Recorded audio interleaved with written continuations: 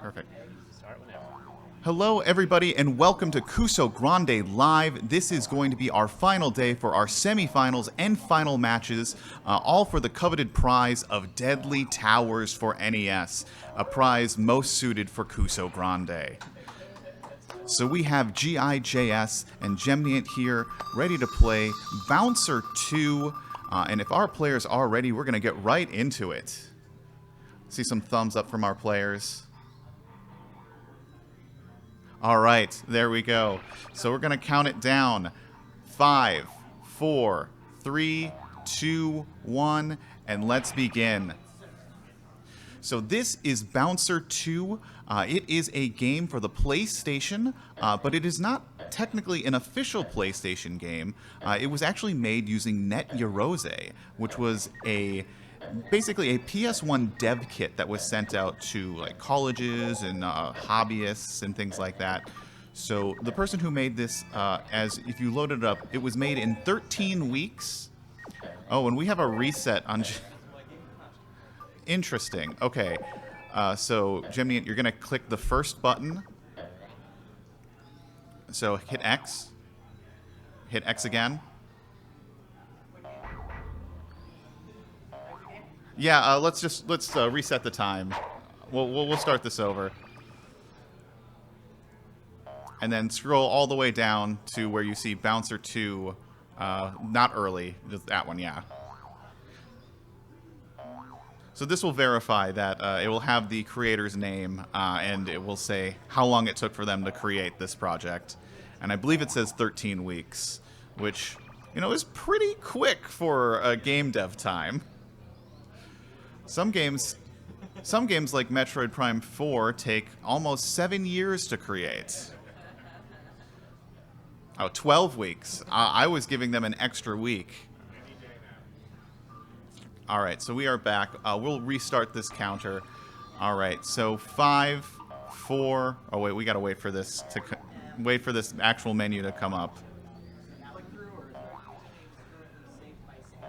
All right, there we go. So we're both on play game. So 5, 4, 3, 2, 1, go. All right. So as I was saying, this is Bouncer 2.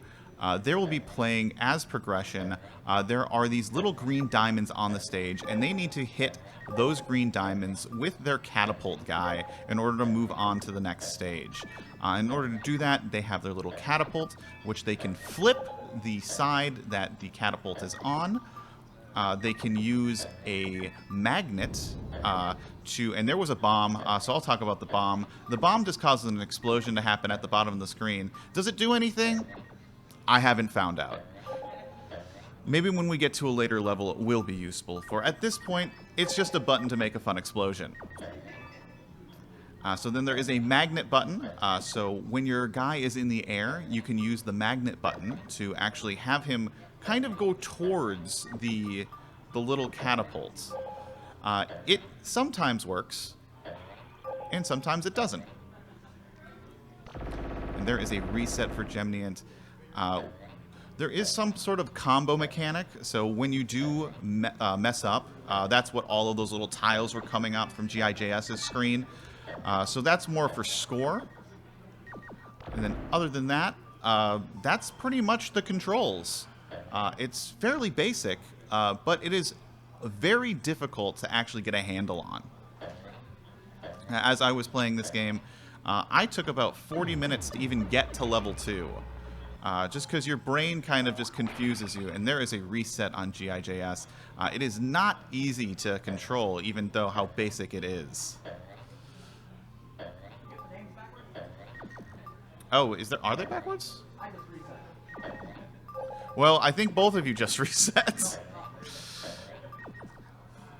So fun times. This is not an easy game to play, as I'm known to give not very easy games to play.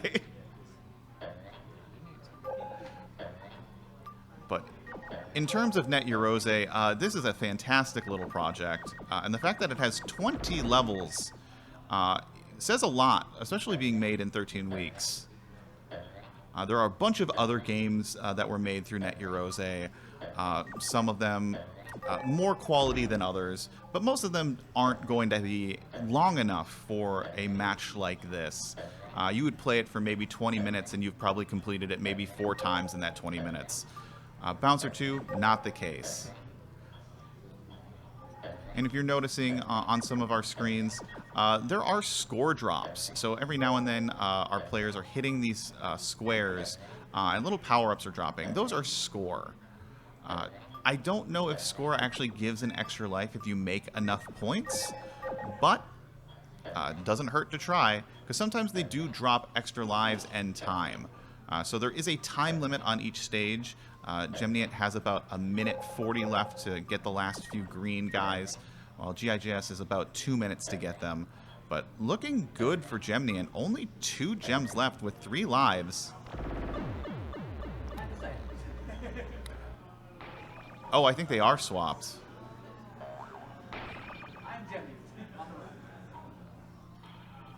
But did you just complete the stage? Oh. Yes. So the names are swapped. So GIJS is actually on to level 2. So that deserves some applause. Completing level 1. Yeah, I'm farming for applause. So moving on to stage 2. We have some more different mechanics. There is a power-up, so that made our little guy kind of do a strike through, so making it... and then we also have a bunch of different colored blocks. I believe the metal ones cannot be destroyed unless you have a power-up, but that is going to be a game over. Back to level 1. There is no continue system. There is no stage select, at least that I found. So you have to complete stage 1 in order to get back to stage 2, much like most video games.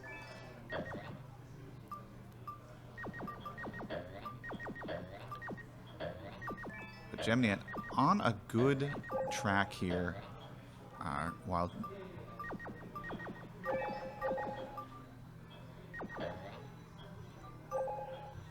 I think the names are correct now. So it's funny, the names are correct, but the screens are wrong. Oh, okay. There we go. That's what was going wrong. Oh,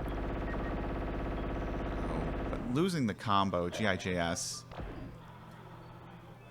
Another combo lost on Gemniant's screen.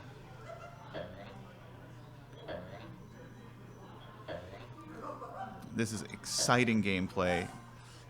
A circus of bouncing. But that is going to be a reset for our screen there. But, ooh, getting the bounce up at top. Are we going to see level 2 again?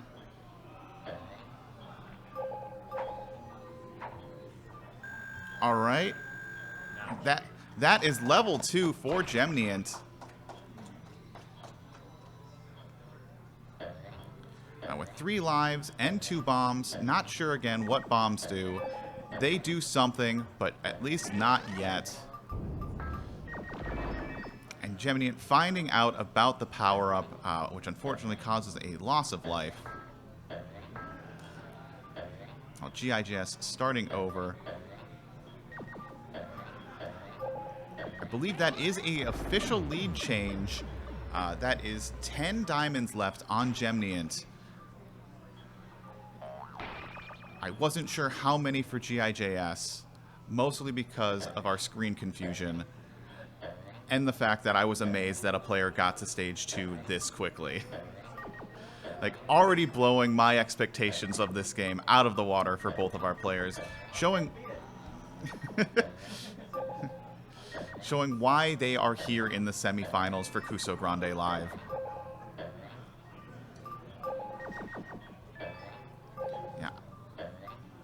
A little bit of magnet action on GIJS, trying to get more consistent with the magnets. Oh, and there is a game over for GIJS. The magnet giveth and the magnet taketh away. You think you have a good understanding of where your little guy is going to go, but sometimes he'll just bounce off the blocks in a weird way, and then you also get into your head about, do I need to have it flip the right direction? Like, it seems so simple, but very difficult at the same time. And Gemnian landing his guy on top of his other guy, which unfortunately physics does not play nice when you land two people on top of each other.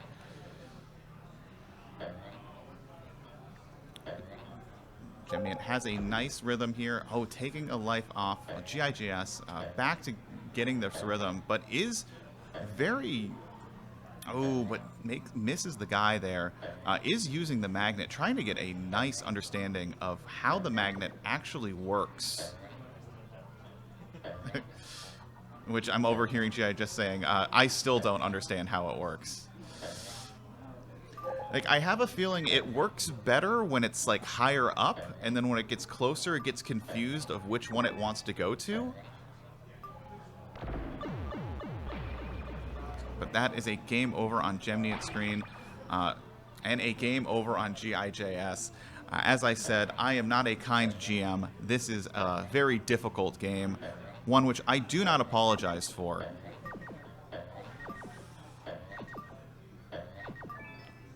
There are other more kinder games I could have given out, but this is the semifinals. These players need to prove that Kuso is a skill game and not a luck game.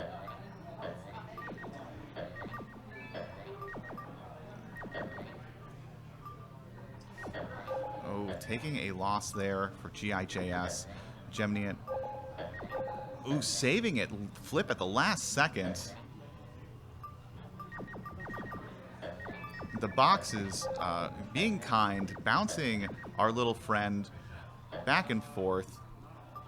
Ooh, and then 2 losses of lives for both GIJS and Gemnian. Will we see stage 2 again? I hope so. A life drop for Gemnian. All of the power-ups are random from the boxes. So it is a little bit unfair, but as I said, Kuso is a luck-based game and not a skill-based game. Do not play back what I have said 2 minutes earlier. But GIJS... How... I don't understand the physics of that one, but it worked. Alright, only 4 more green, I'm going to call them emeralds, because that's what they look like. 4 emeralds left for GIJS. 7 gemeralds? Sure, gemeralds. Gemeralds left. For, I'm saying Gemnian and then... okay, that's going to be very confusing. Yeah, so Gemnian has the gemeralds.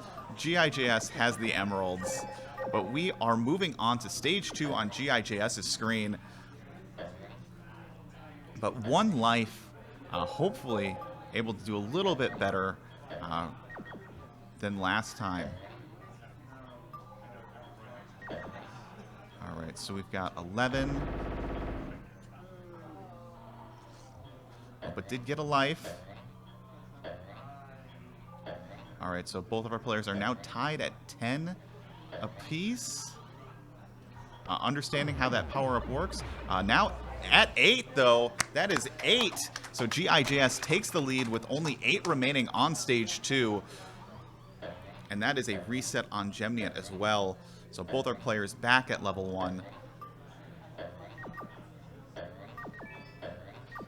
I mean, I'm going to take the time to say, like, if you are an aspiring game dev and you see your game here on Kusogrande, take it with a badge of honor because we love bad video games here, even if they were made in 12 weeks for the PlayStation 1 back in 1997.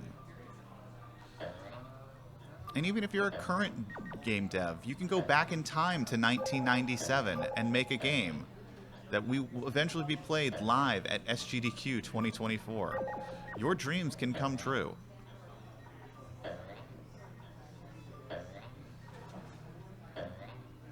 Yeah, so interesting strategies. You cannot play this like an Arkanoid, since your guy does not have the same kind of bounce physics that an Arkanoid ball has. It is beholden to gravity. And so, and the other issue is that you have to like have your guy bounce 3 or 4 times in order to have the height to actually even hit anything, especially in level 1, which then causes your guy to fall faster. And you have to flip in order to actually move your guy, because if you just constantly go back and forth with just how it is, you're just going to be stuck in an arc. So just finding the balance here. Gemini going for these blocks, hoping for some power-up. The blocks mean nothing, because we're looking for our Gemeralds. Or at least Gemeralds on Geminian's side, and Emeralds on GIJS's side.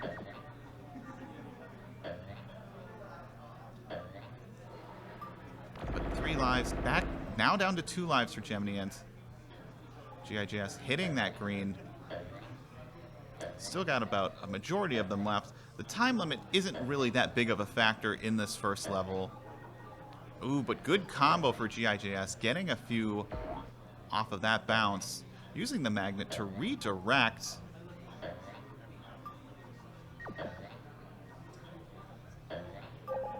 Yeah, very little magnet play on Geminian's side. Oh, and then as I said it, using it, trying to spite me.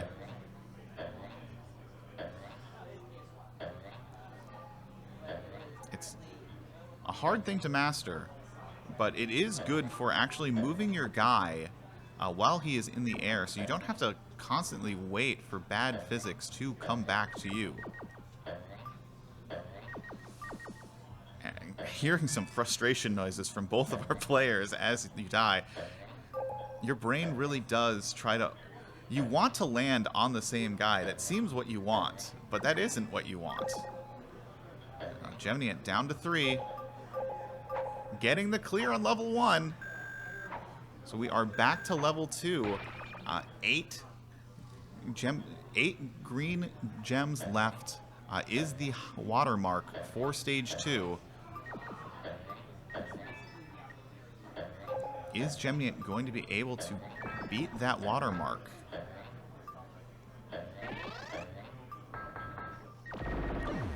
Ooh, unfortunate. So back to stage 1 for Gemini. Yeah, we still have about 30 minutes left in this match, so there is plenty of time. Our players probably feeling that it has been more than 15 minutes.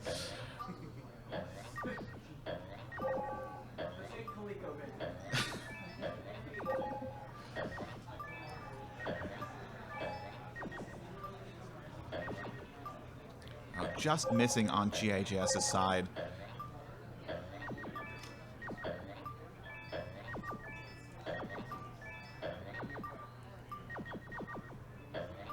Yeah, and if you haven't noticed, there is no music for this. Most of the Net Eurose games either have essentially ripped music or no music at all, since it does take a lot of time to make original music for games. So we're just blessed with these fun sound effects of the bouncing, the collecting, and the hitting. So it's very arcadey in that sense. Honestly, if this was in an arcade, I would throw a few quarters at this just for the novelty. Imagine a custom controller for this game. You have a hammer or something along those lines. Oh, do you need my flashlight? Yeah, I tried to give out Resident Yeti, which is on here, and it was like I watched the run. Well, this is the end of the run, actually. So we're giving him quarter 106 instead. Okay. Oh, we're just throwing all of the monkey games today. It was my first Kusogrande game. Quarter 106. Oh, love to see it. Oh, and Gemini back onto stage 2 with a good set of lives.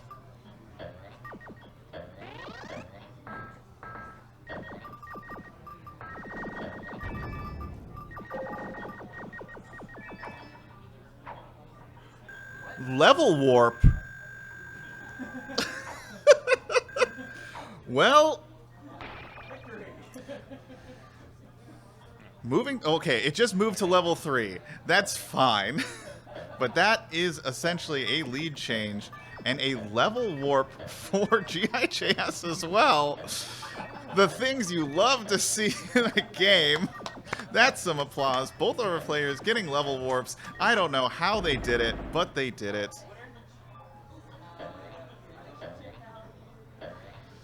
I'm glad it wasn't like 7 levels, but now we have basically Arkanoid on Gemnian's side. Well, GIGS, even though they've beaten stage 1 before plenty of times, they're playing this stage honestly. Oh, and the power-up just running out, and so colliding in with the metal spots. You know, as I said, Kusogrande games are not a skill-based game. They're all about luck and skill at the same time. And sometimes even the game surprised the GMs. I was unaware of a level warp. That just tells you how bad I was at playing this game.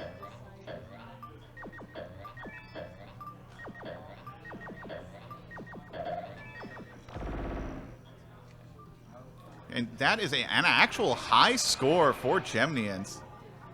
So making it to level 3. I don't think Gemnian took out any green crystals in that level.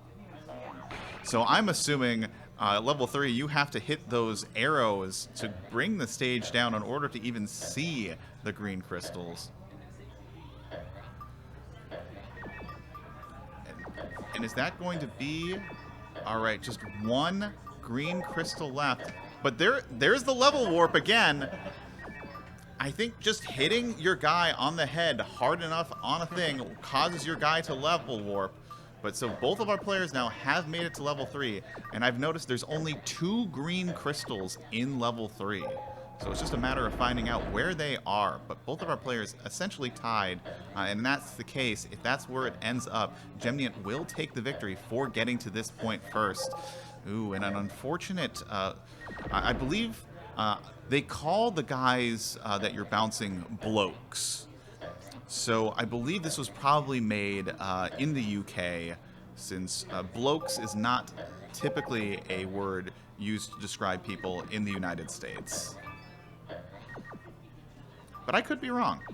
Maybe they just thought blokes is a funny word to describe these guys. But now, I think the big question here is, can our players, if they do... Can they recreate the level warp scenario that both of our players have found?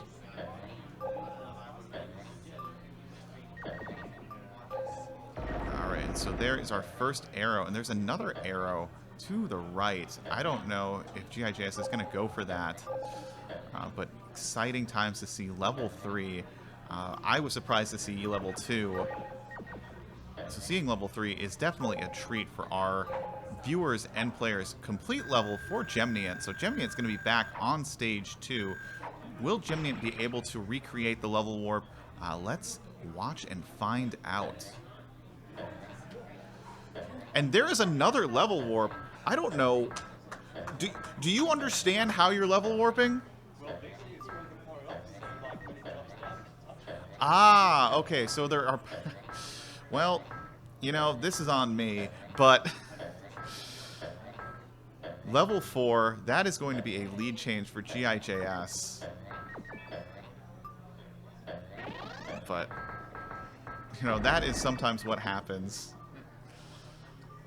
A little bit more of better testing on my end.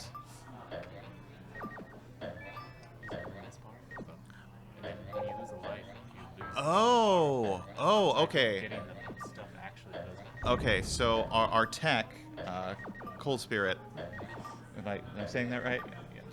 Is pointing out, so how the level warp mechanic may actually work is that there is a bar underneath the diamond score. So as we can see on both Gemniant and GIJS, there's 11 or 18.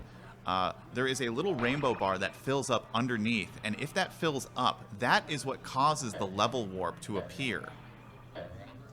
So it's just a matter of But then dying. having the combo last long enough and not dying.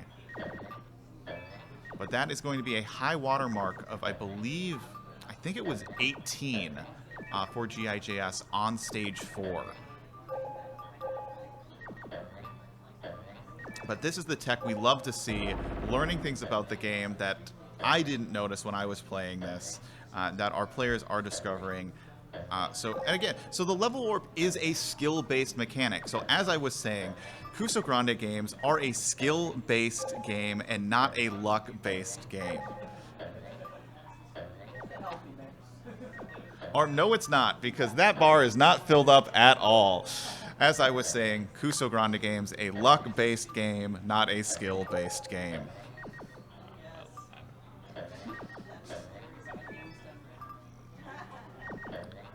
But I mean, you do have to have some amount of skill to be able to notice the level warps when they drop, because it's not easy to collect the power-ups when you have a guy jumping maybe 400 feet in the air trying to hit these diamonds.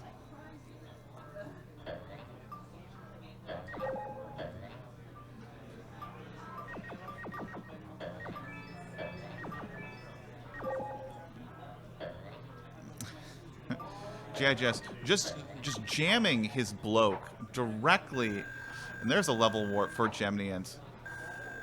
I think our players are now just playing for these level warps, not 100% going for these gems, but that is a strategy as soon as something comes up. But because our players are here live, those strats do get to be shared internally. If this were being played in our Kusogrande tournament proper, that may be cause for a reset. But since both of our players do kind of have a general understanding of how to get the level warps, even if it is a little luck-based, it should be fair in the long run. With the amount of attempts our players are taking, the game is probably just deciding, you've seen level 1 way too long, let's just go on and see some other gameplay.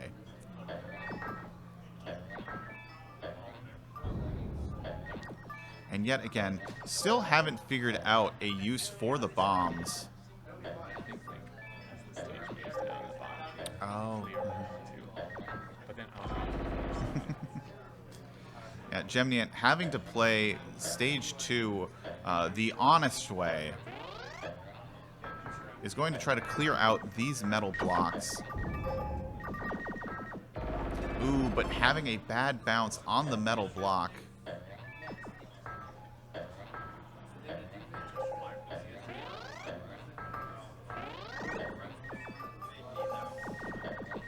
Alright, are we going to see level 3 on Gemniant's side? Only a few. Good bounce to get those 2.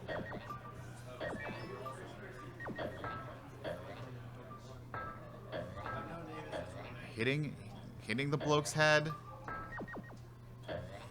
They're just in that top corner. Ooh. And unfortunately, that is a reset back to stage 1. GIGS on the other side, down to 3, isn't getting to level warp luck as he got earlier. 3 gems left.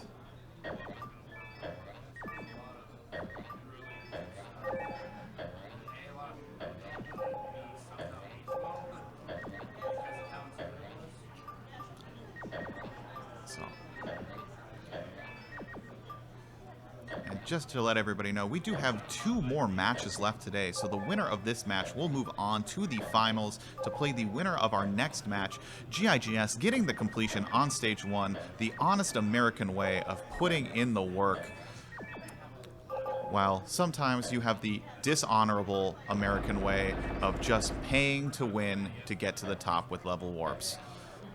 That is called nepotism, and we don't ban nepotism for the most part in this tournament, but that is a game over for GIJS. Back to the beginning.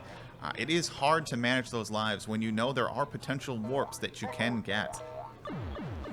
And a game over on Gemniant, so back to level parity. What is that level on the menu screen? Will we ever see that level? Who knows?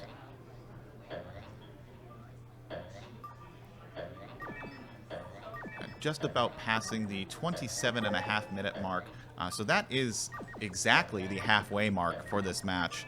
So still plenty of time for our players to make a good push. Stage 4 is definitely reachable, especially with the strats both of our players have adopted and figured out over the course of this match.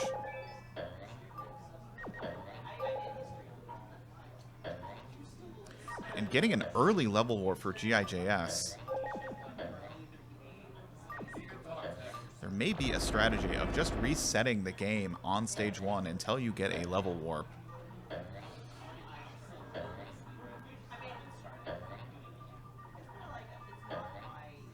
But GIJS actually getting a nice combo at the beginning, using the power-up to basically destroy all of those metal blocks, clearing the path, making it a little bit easier to get up here. Ooh, but taking a loss, but still has 4 lives. I believe there is a 0 with life.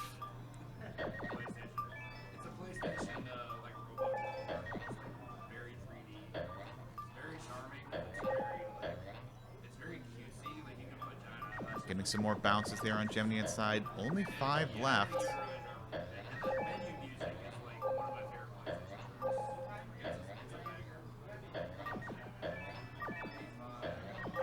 Alright, and that is a complete level for Gemnian. Moving on to stage 2, and there is a level warp again for GIJS. So GIJS moving on to stage 3. Will we even see the gems on this one, or will we find another level warp to stage 4?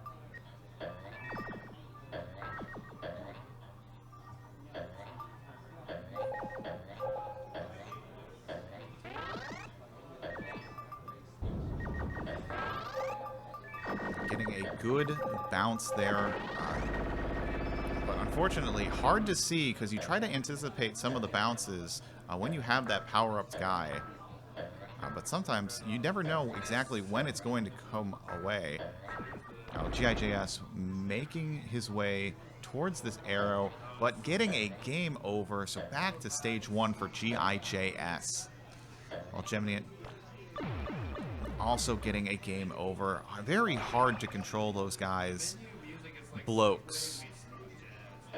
Sorry, I need to make sure I'm referring to our characters as they are described in the very small about page and menu controls. They are described as blokes.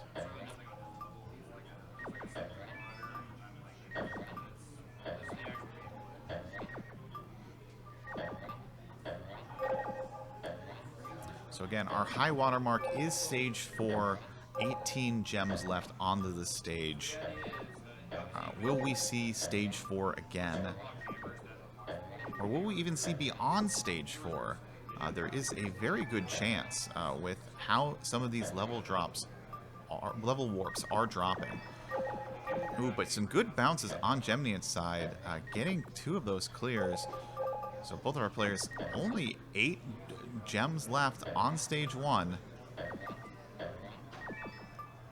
And some masterful magneting so far I'm seeing. I think our players are really getting the hang of how to actually use the magnet to manipulate their blokes into the spots they want them to.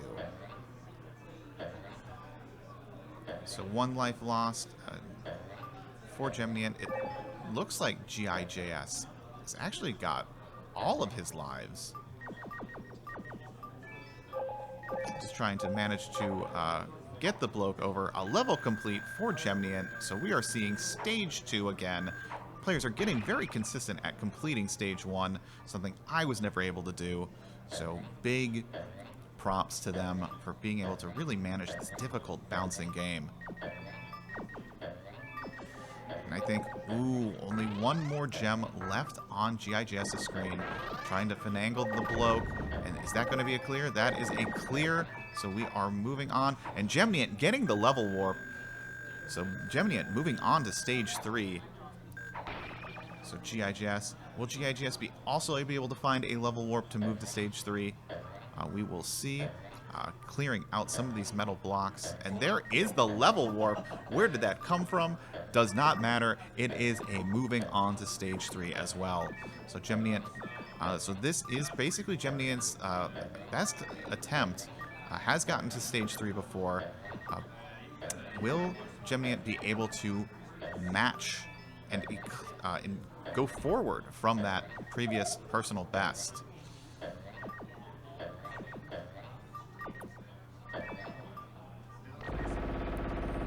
Losing a life there. GIGS taking his time.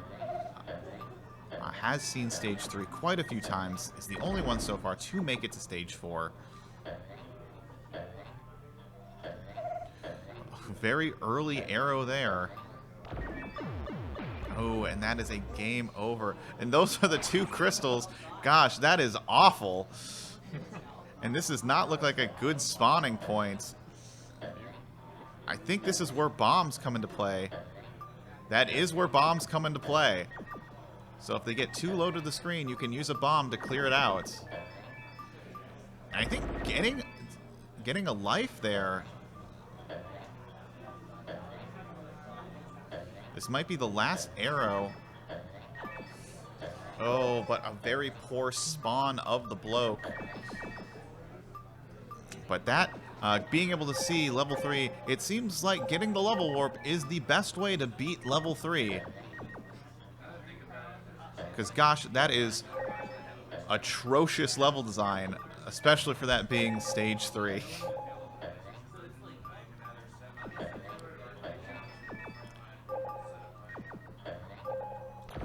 But both of our players have experienced stage 3. GIGS has made it to stage 4. And essentially, both of our players have essentially cleared both stage 1 and stage 2 the honest way. I don't know if it actually was honest, but there were basically 1 gem left, I think, on both of their screens at one point in stage 2 before they got a level warp. So I'll consider that close enough to a full clear.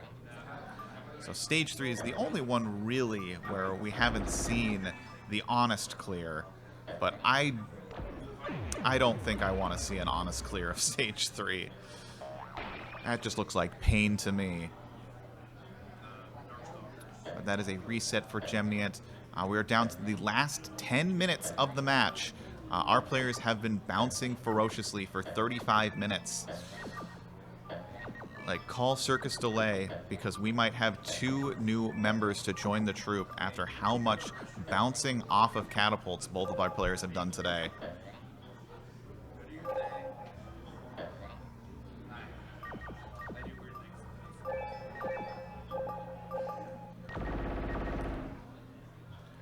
Yeah, the side of the screen is sometimes just a death nail because it will bounce directly in between your guy, blokes, if you will.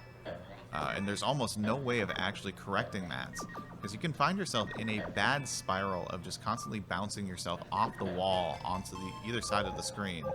I think I heard an extra life sound. I don't know who got the extra life. I'm going to assume Gemniant. And there is a level clear for GIJS. GIJS, again, showing some consistency with getting through stage 1. And same with Gemniant. Gemniant only has 3 left. And breaking through the side is trying to possibly get into that little gap. And I think that's... Ooh, but landing in between the blokes.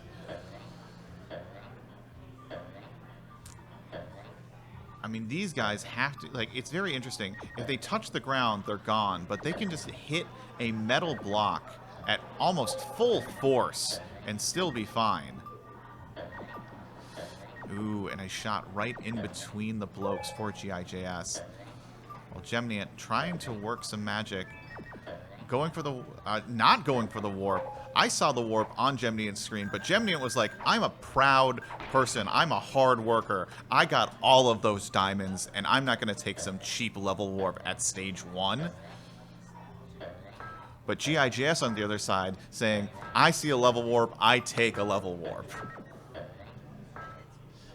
Which, understandable with how many diamonds were left on that screen.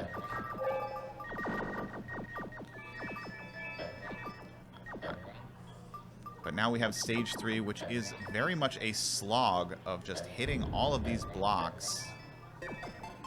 Another life for Gemniant.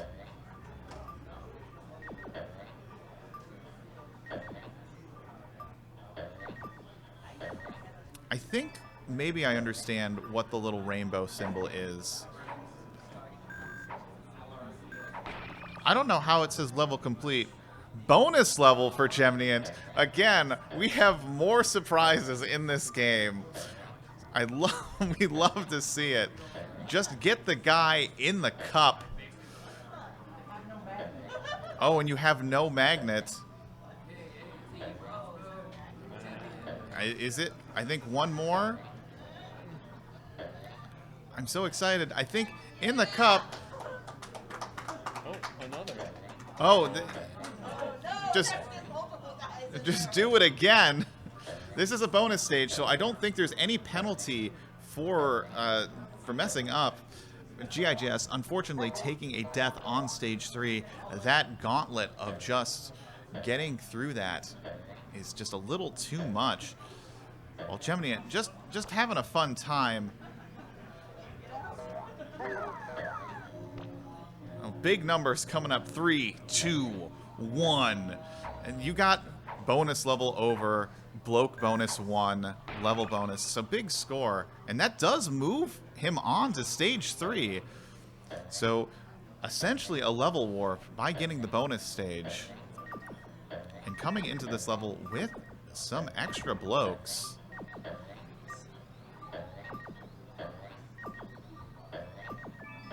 So this is a very good opportunity for Geminians to possibly get to stage 4 and take the lead.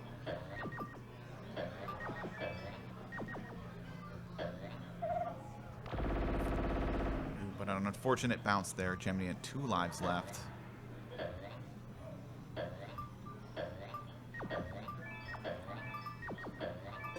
Lots of score. Hoping for that magic drop of level warp. But falling in between the guys.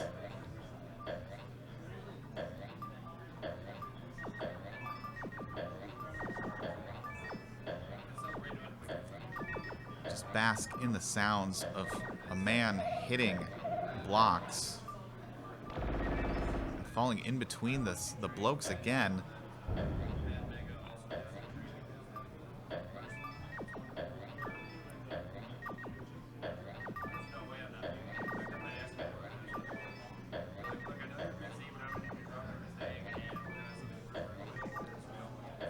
Gemnian, I believe, going for the strategy of just taking off one side.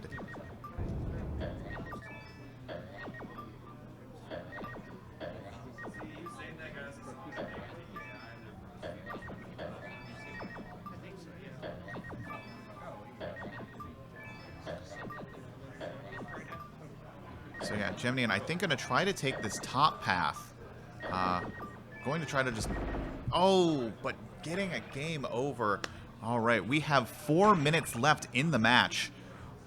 Will our players be able to get back to the Fable stage of level 4? I believe there is enough time.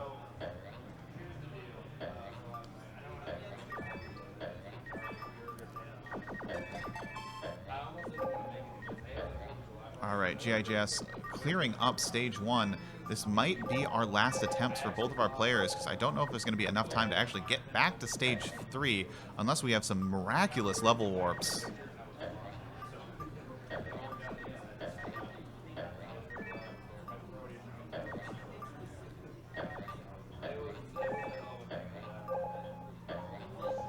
That is a level complete for GIJS. Gemnian needing to basically hustle to get back to stage 4 in order to have a chance of staying alive in the Kusogrande live bracket.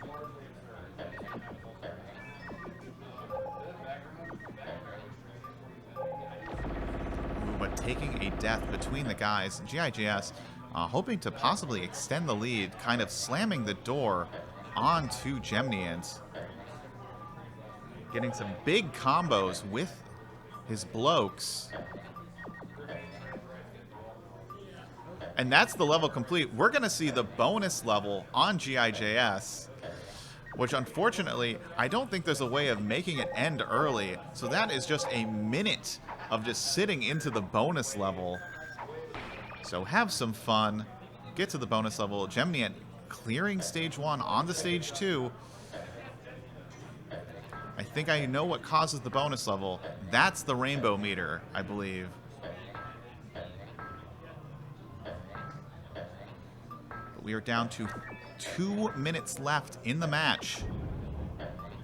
Gemnian is going to hope for a miracle drop of level warp in order to clear.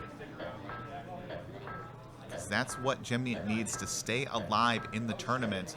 GIJS just having fun, bouncing some guys in the bonus level with 20 seconds left there.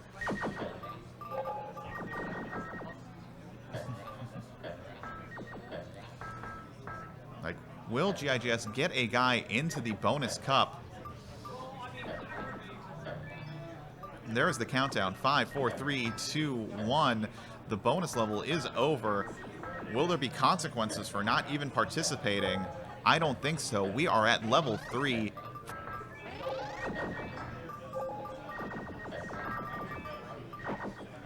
Level complete. That's a bonus level. I think that's a problem for Gemnian. There is only a minute left. This is a different bonus level. And did you hit select? I should. That is unfortunate. I should have told you to never hit select. I only had a minute left anyway. Yeah, so that will probably do it. It looks like GIJS is going to take the victory here. I think we can just call it now. Cold Spirit, just hit the stops. We can just cause it to stop now, but GIJS going to take the victory today and move on to Kusogrande Live Finals on a very difficult match of Bouncer 2.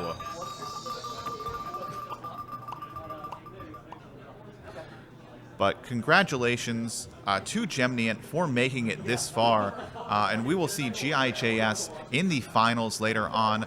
We are going to take a quick break as we get our next players up for the semifinals.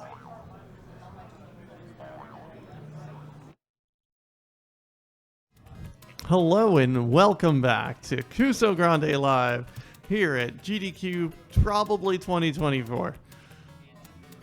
I guess this is an actual GDQ thing, so I should use the real date. It is a lovely July afternoon in lovely Minneapolis in 2024. We are joined by the delightful and lovely David TKI and the delightful and lovely Alara. You can wave at them, not me.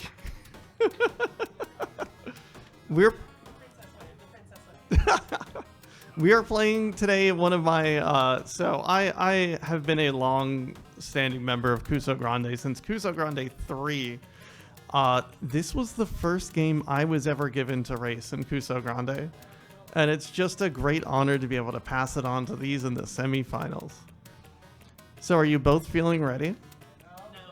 No. Okay, no one is ready, but we're going in 3, 2, 1, go! All right.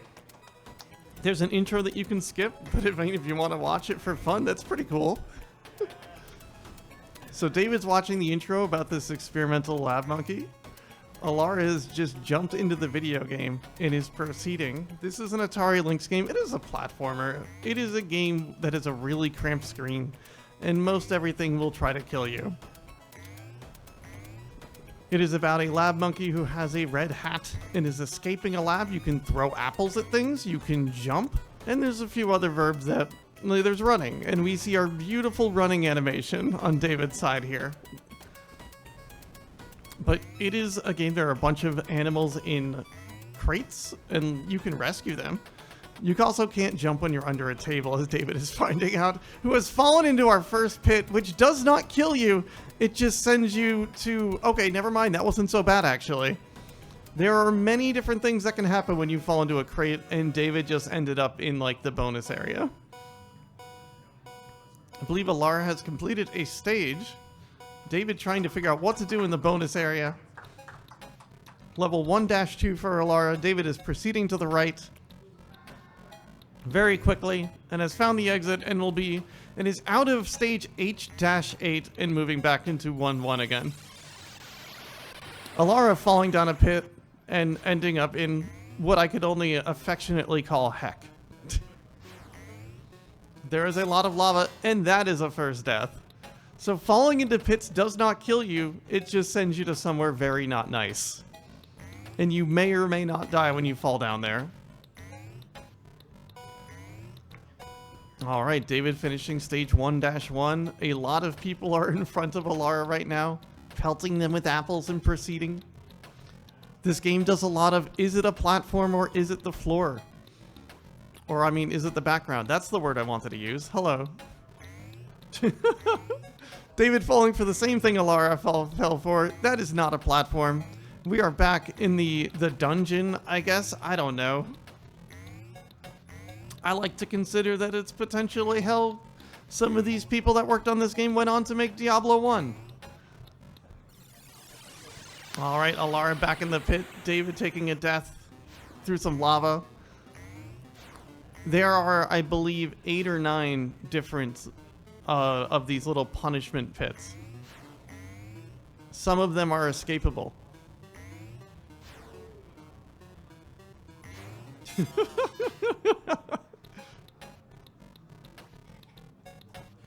Alright. And this game will be a straight up and down, proceed as far as you can in a stage. The furthest stage reached will declare victory. There's lots of bunnies on these platforms that you cannot get on. David finding a crowd of people finding the 1-2 exit.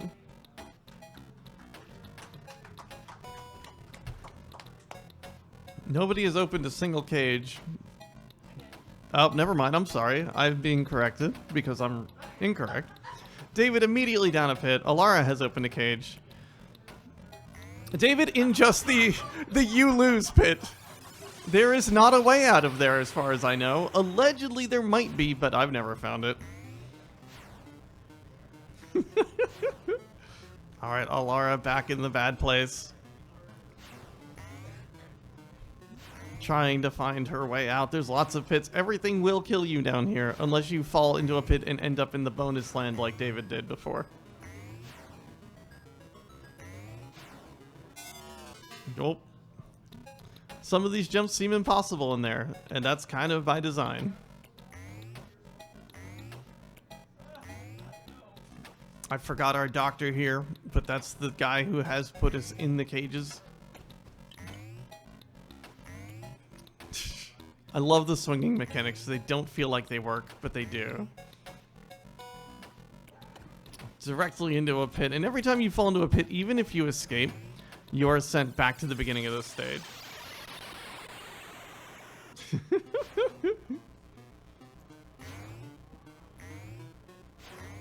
Making our way through, both players in here.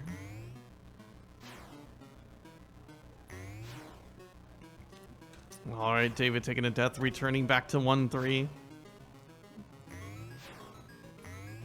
Alara determined to find her way out.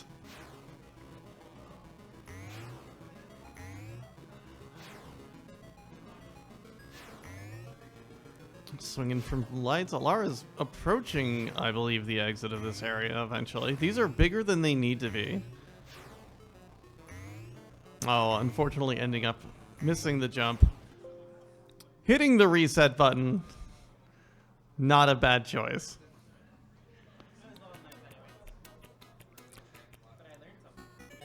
Alara saying she has learned something. She has downloaded lore on this game into her brain.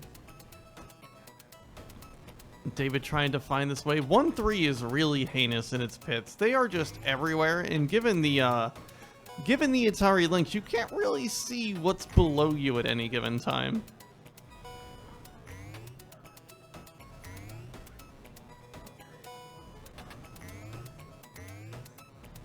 Off we go. I love this running animation.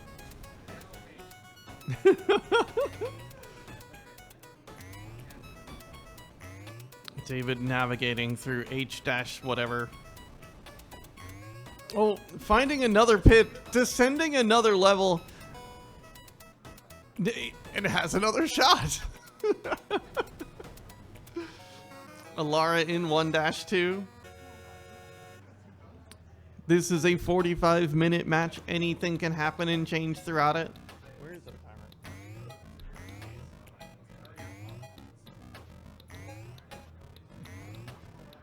I won't say anything. All right, back at 1-2. David trying to navigate out of the dungeon, which is so difficult. But if he does, he will save a life. I'm getting a little low on yellow health. I believe the red bar is how many apples remain, which is your only mode of weapon. David making great progress through here and just swinging into a column of fire he had no chance of seeing before. But hey, at least we're back in 1-3.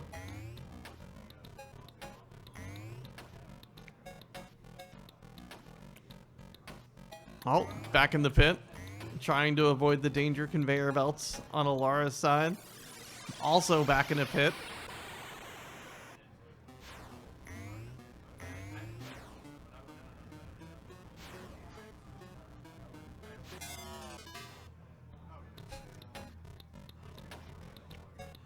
Unfortunate death on Alara's side.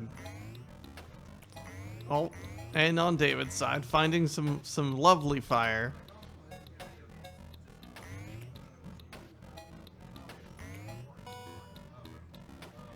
Alara opening more cages, letting some bunnies go free.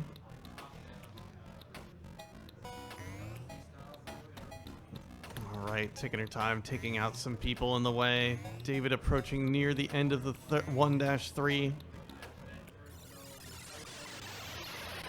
Alara back in the bad place. Which one do we get? We get one that we can survive.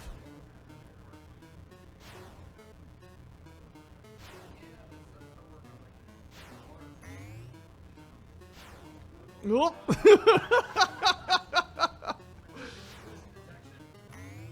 What collision detection?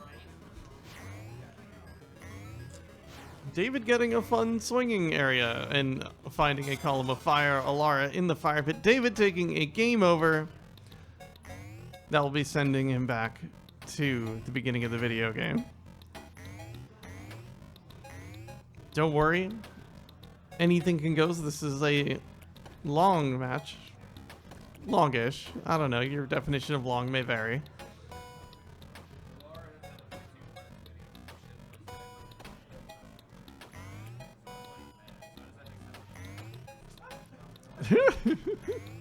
David in a pit right away. Alara investigating the moving platforms that lie to you. They really do look like things you can land on, and I regret to inform you, you cannot do that.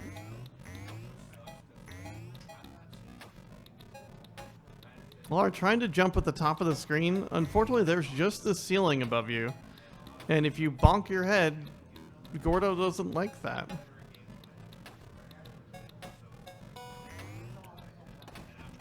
Alright, taking out the group of people. David moving into 1-2. Trying to get back to where he was before.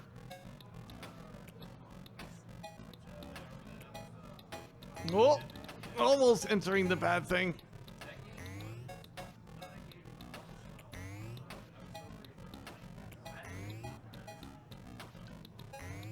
There we go. Finding purchase on land. Keeping it moving. Getting to the end of, is that 1-2 or 1-3? Moving into 1-3. Let's go. New music hype.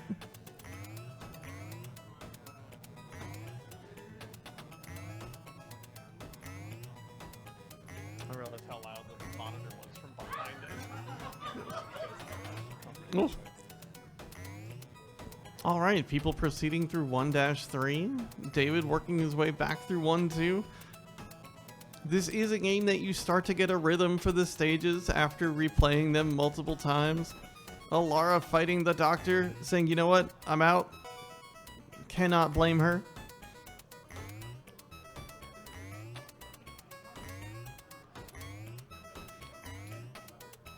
David trying to find his way up platforms. Alara trying to make a jump that you can't make. David moving into 1-3 again. With 4 lives. Alright, Alara did investigate this pit to see what was in it. Found a trampoline. Unfortunately, the next area behind it, which you cannot jump to anything, all you can do is run off, has about, I don't know, 15 holes in the floor. Alara descending yet again. Where are we headed? Another place that doesn't immediately murder you. Alright, David swinging around 1-3. Throwing some apples. Getting a little bit of help. Oh, my voice just left me. Getting a little bit of health. Sometimes what's best when you descend into the bowels of this offices? I guess this is the lab. Is just a quick reset out of there by jumping into some fire.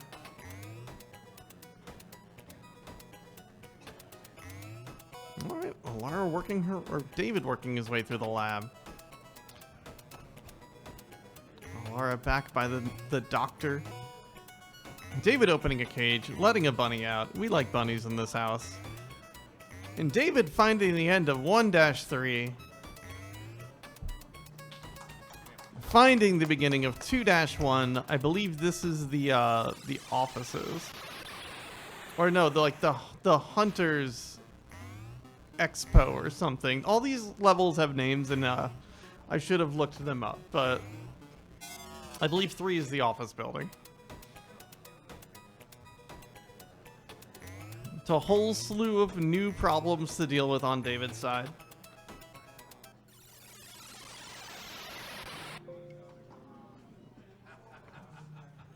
Alara resetting.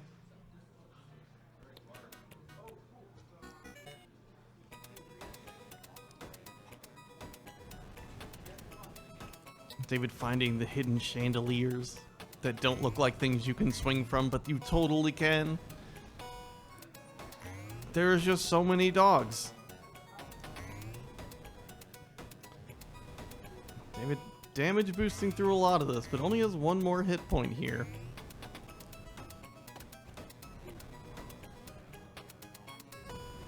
David finding the end of 2-1, moving into 2-2. And Alara getting back into 1-2, ready for the challenges that await.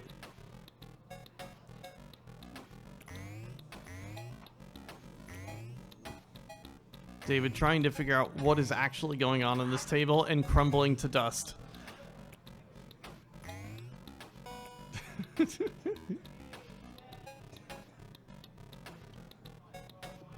It's just dudes throwing mugs. Why are they throwing mugs? I don't know.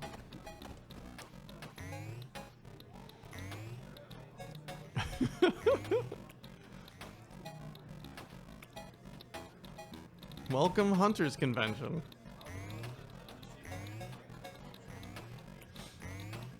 Alright, Alara navigating back through 1-2. Starting to get a good feel for the stages, it looks like. At the end of 1-2 already, into 1-3. In record timing.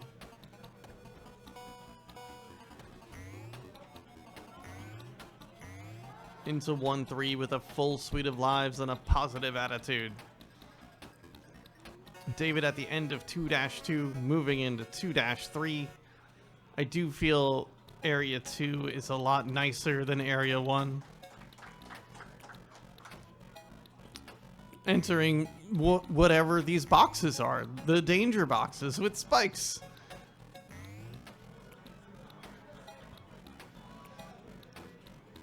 I believe this is the final stage of the Hunters Convention. Alara back at the really unfair no-good pit. Making some excellent jumps across. And just cruising on in into 2-1. Let's go! She now knows the lore of 1-3. And is equipped with a full suite of lives. Danger, or Danger, yes. Danger is the name of David. Alara finding a suitcase. The suitcase does not like people. Or monkeys, I guess. Trying to throw some apples. Realizing it just takes too many hits. David finding the surprise saw blade at the end of 2-3.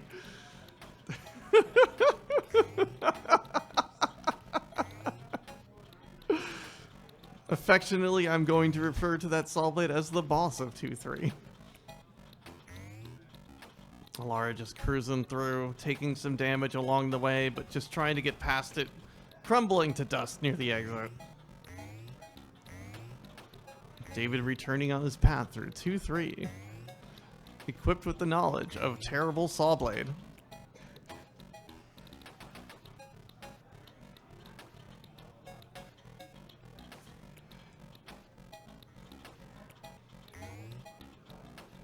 All right. Alara navigating 2-1? 2-2?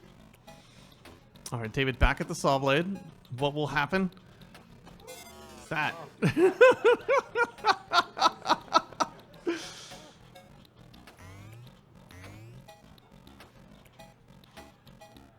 Alright. With full health, Alara nearing the end of 2-1. I believe it's the end of 2-1. They all kind of look the same after a while. I'm sorry. There it is. That's the end of 2-1 into 2-2. Making up ground, nearly caught up to David at this point, who is trying to figure out his way through 2-3. We've got the dancing guy and the meeting of people throwing mugs directly into the air. What is actually happening? I don't understand this convention. Is this a GDQ thing now? Dying, picking up the banana, and the game's still saying, you know what, you're still dead. Despite having 1 pip of health. David trying to jump over the saw blade, almost making it.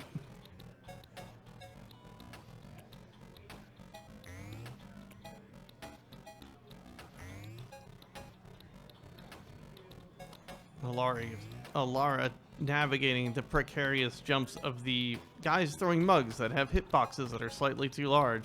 Trying to jump over the 1 tile cap, but is unfortunately on the ceiling. Has found a better way. Still random mug out of nowhere. Into 2-3. Our runners are in the same stage. David is equipped with a little bit more knowledge, but Alara has an extra life. Alright, David reapproaching the saw blade. Going left this time. Figuring out what's going on and exiting 2-3. Into 3-1.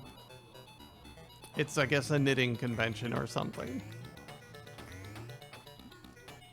I could always pull... Oh, maybe this is the laundry room? I don't know. If I was a better GM, I would have put up the manual. Alara ending up in the bad place.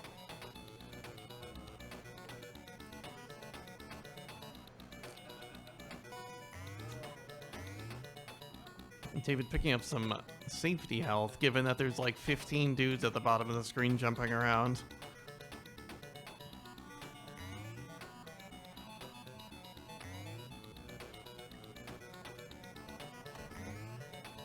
Falling in another pit. This might lead to better things. It did not. So one of these areas down here is just like a bonus room that you can just walk out of. So falling into pits is not the worst strategy once you're already down here. David falling into a party of dudes kicking the air in I've never done laundry like this, but...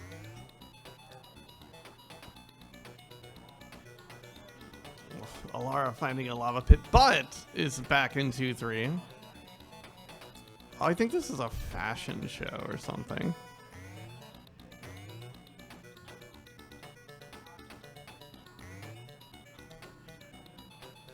Just way too much going on the bottom of the screen in 3-1.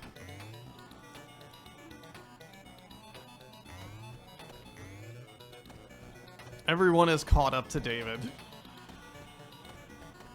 In between two slow moving rolls of carpet.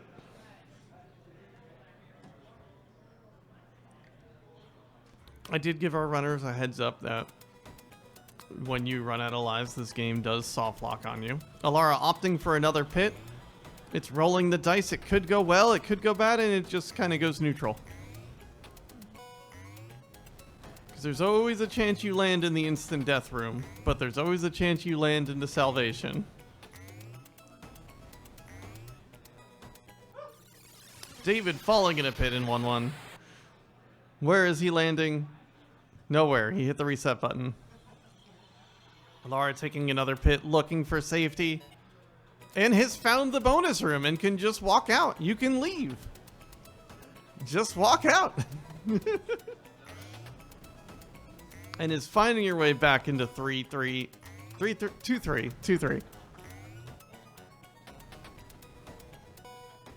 Escaping a pit in this game is a big deal, even if it's just dice rolls. Preserving the other life she had as well. Working her way through the Hunter's Convention again.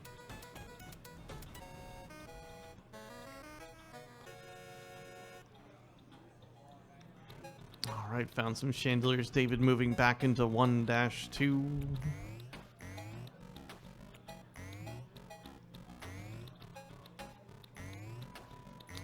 Oh, David almost entering the bad thing.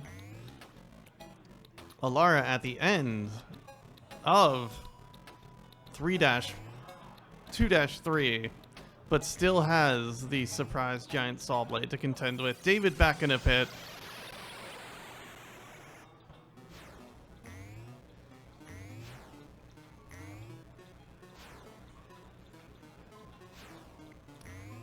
David going for it.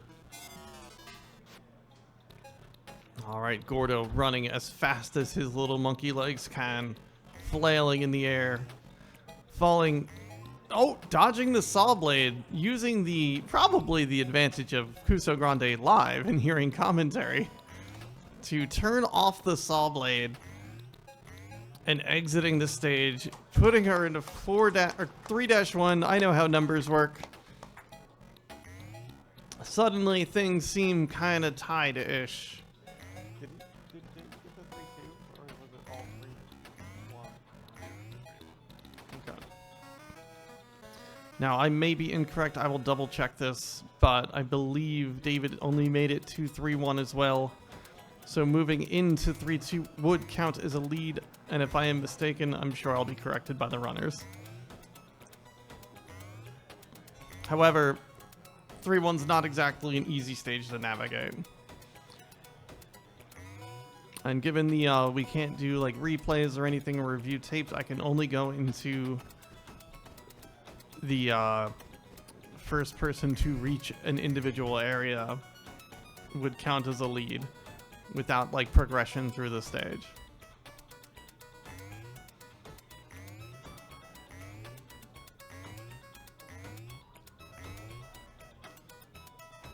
Banana. David working his way through the lab pretty quickly though. Had some unfortunate pitfalls, but remembers most of the stage. Alara finding some safety along the top of the stage. Just, you know, just swing across. Finding the end of 3-1, making it to 3-2. I believe that's a lead change.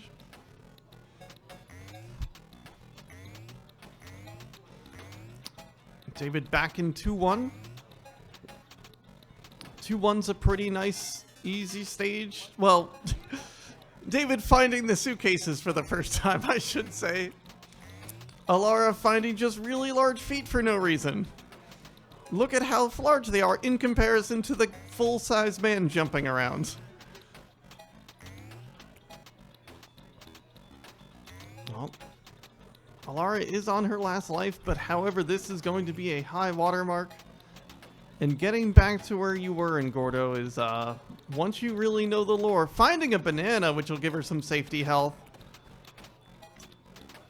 I was gonna say, it's easy to get back to where you were, but, you know, what if you just picked up a bunch of health and we're fine? Alright, back in the foot zone.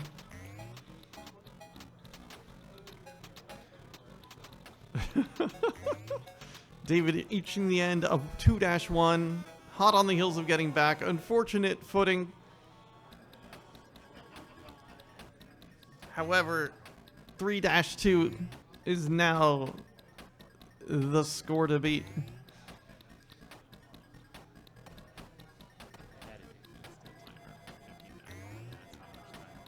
Checks out. Yeah. Alright, back in 1-1 for Alara. Knows the lore. Knows how to get past the saw blade. Falling back into a pit. Where are we going? It's a bad pit. However, it's one of the nicer ones because there's a pit in front of you. Still ending up in a pile of lava. In between two lava pits. That seems unfortunate. Heading back in another pit. Roll the dice again. Not finding H8. David back at the board meeting. Alara opting to just take a reset because I believe that was stage 1-1 anyway. And you might as well just save your time.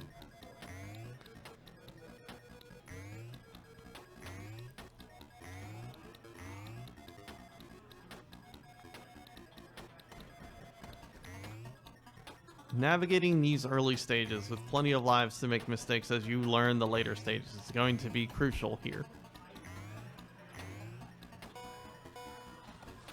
Unfortunate pitfall.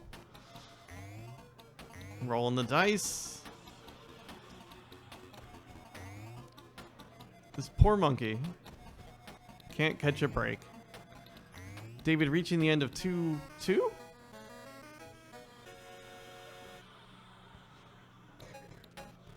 Oh, just finding the you lose room. Opting to reset. Not a bad move.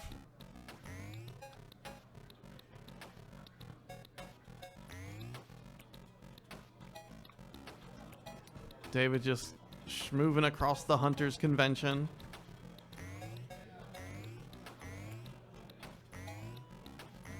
I have fond memories when I raced this in Kusogrande of falling into probably that pit over and over because it's right there.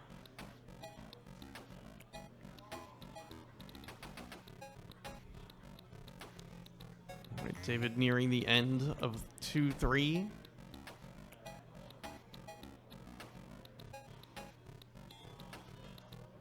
Going for the reset back to 1-1 is a smart maneuver.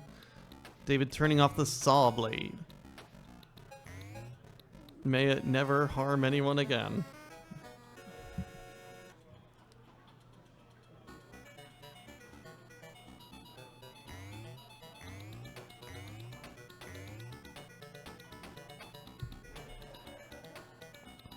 Alright, David navigating the fashion show again.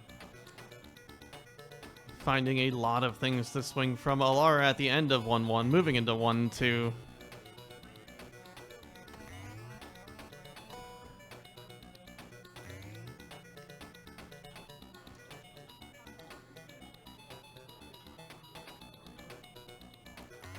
Unsure what's below him, David knows only there's platforms here.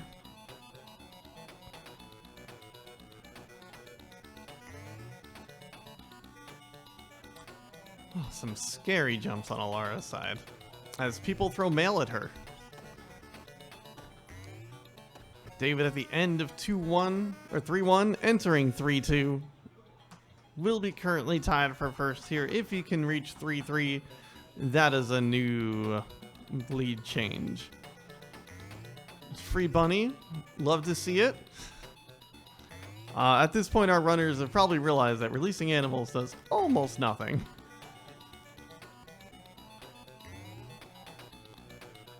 All right, back at the foot hallway.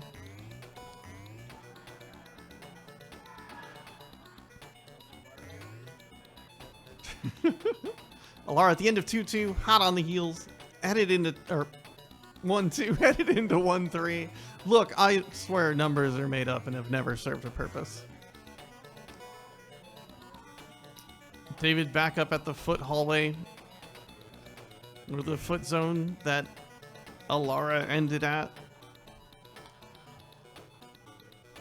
Trying to figure out how to get through here without taking damage. Barely gets through there. Proceeding to, hey look, it's more feet.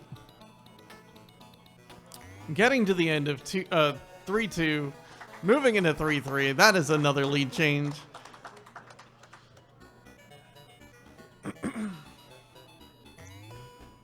Alara carefully navigating through 1-1 again. Now there's a man with a large gun for some reason at the fashion show.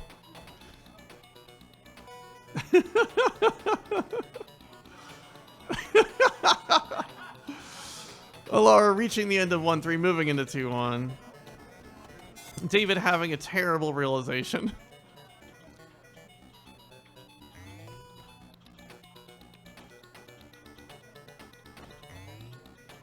There is kind of, sort of, somewhat of a boss fight. Touching a net and turning into dust. David throwing all of his apples.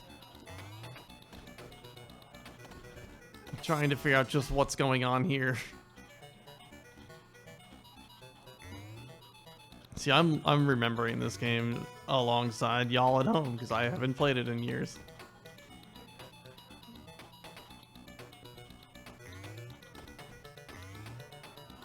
All right, at the end of 2-1 for Alara, moving into 2-2 again. David realizing the actual truth.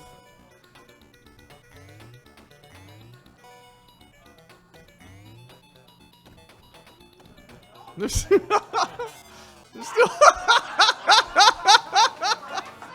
David reaching the end of 3-3 and crumbling to dust before the game let him out of the stage. Ending up in a game over. However, 3-3 will be the high water mark on how far anyone's made it.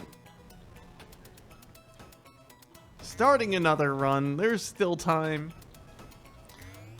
Just flap Gordo's arms and keep on schmovin'. And we are almost at about a 10-minute warning here.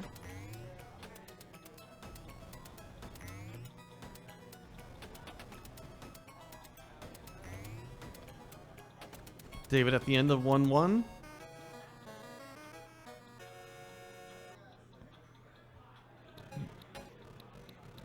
Alara almost finding the upper road there, but is at the end of 2-2.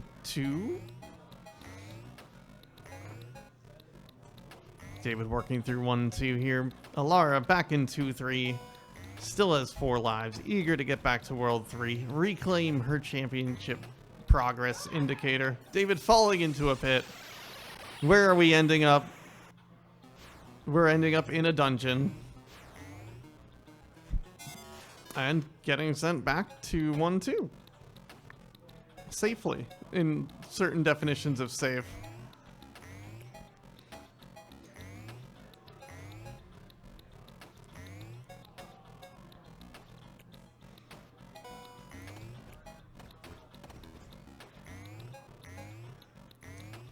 Alright, trying to find a safe spot to land here.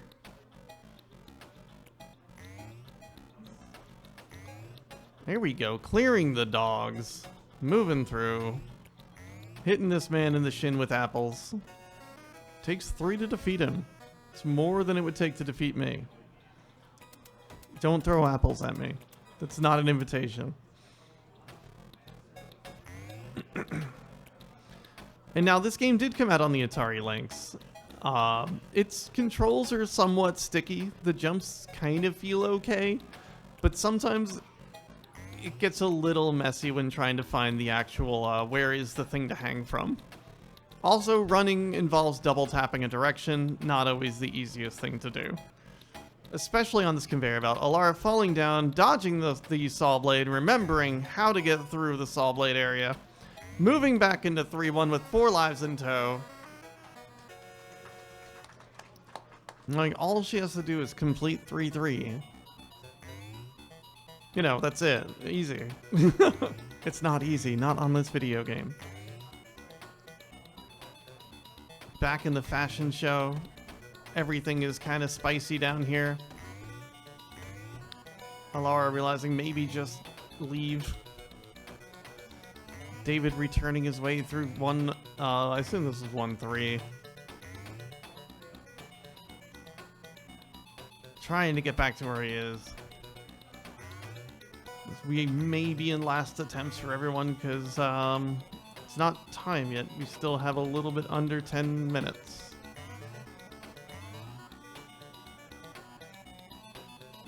David at the end of 1-3, moving into 2-1. Alara at the end of 3-1, moving into 3-2. A stage she still has experience with, the foot zone.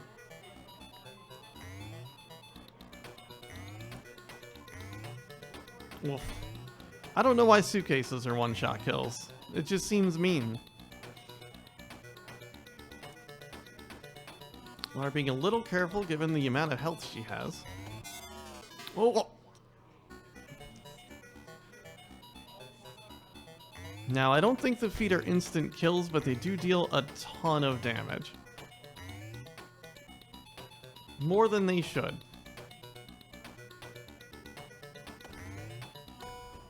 Taking the damage off Jumping Man, who deals significantly less damage. And using your iframes to pass right by the feet.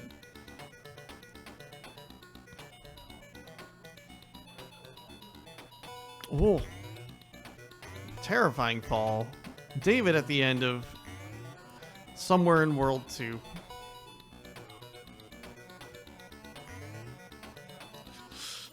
Oh. Slippery controls. Alright, Alara probably looking for a pit again. You know, when I was racing this game for the first time, every now and then I'd be like, I'm going to actually navigate this area. It was always a bit of a fruitless plan. So it's not just like huge, it's brutally difficult.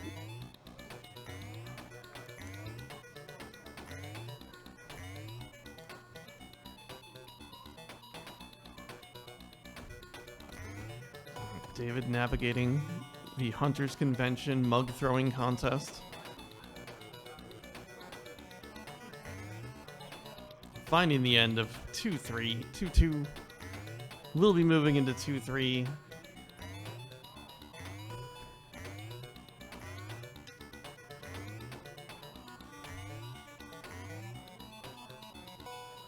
Are coming up here, grabbing the health.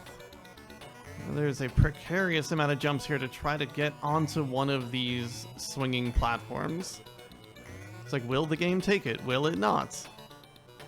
Are we swinging?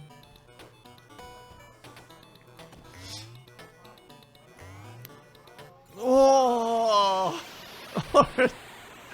No! David in the punishment zone.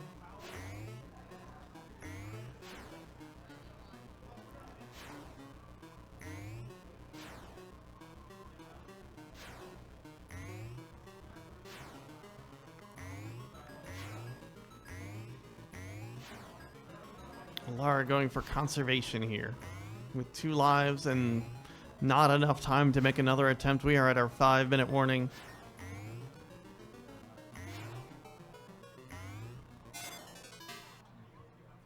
However, we'll get another shot at 3-2 here.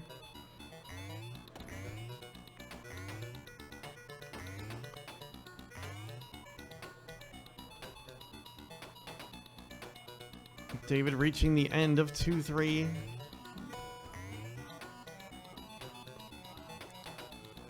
That monkey be running.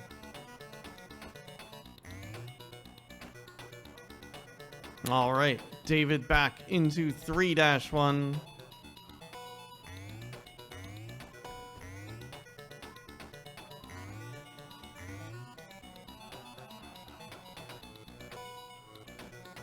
Are going for the safety health. giving me a heart attack. Mildly. Alright. Nearly back to where she was before. Dodges the foot deftly. Has more safety health. On the upper path this time, which means she's all but guaranteed to get to 3-3. Alright. Then there's 3-3.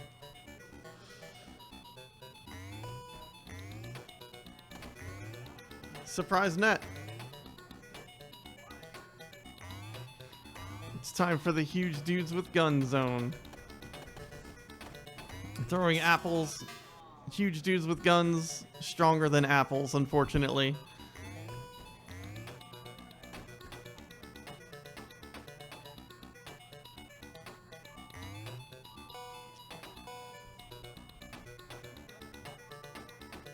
Free bunny.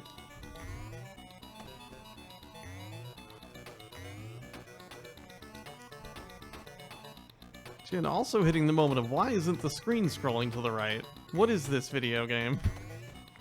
I think finding the lore that the screen scrolls to the left. Unfortunate game over. We have 2 minutes remaining. I don't know if that's going to be enough for another attempt, but that was reaching the same stage at least is awesome. Let's give people a round of applause. David's going to make an attempt at 3-3 here to see if we can see 4-1. David's going to turn into dust.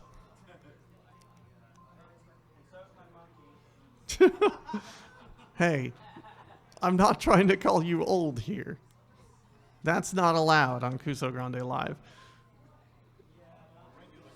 Huge beefy man following alongside the monkey. The one saving grace 3-3 has is that it's kind of a safe haven. Not the safe haven, never mind, that's the wrong word. I meant it's shorter than the other stages. Directly in the pit, not into the punishment zone. Has no lives left, so just has to get through this if he wants to proceed.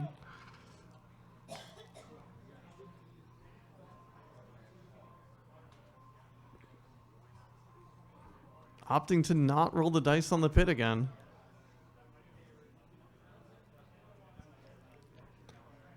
Oh! A little spicy tail. Are we going to see the end of one of these stages? It keeps going. Oh! It's still not out.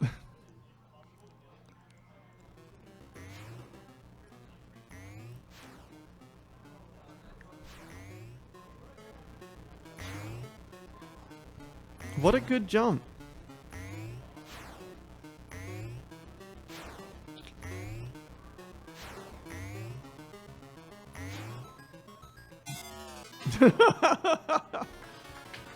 All right, and that is officially time.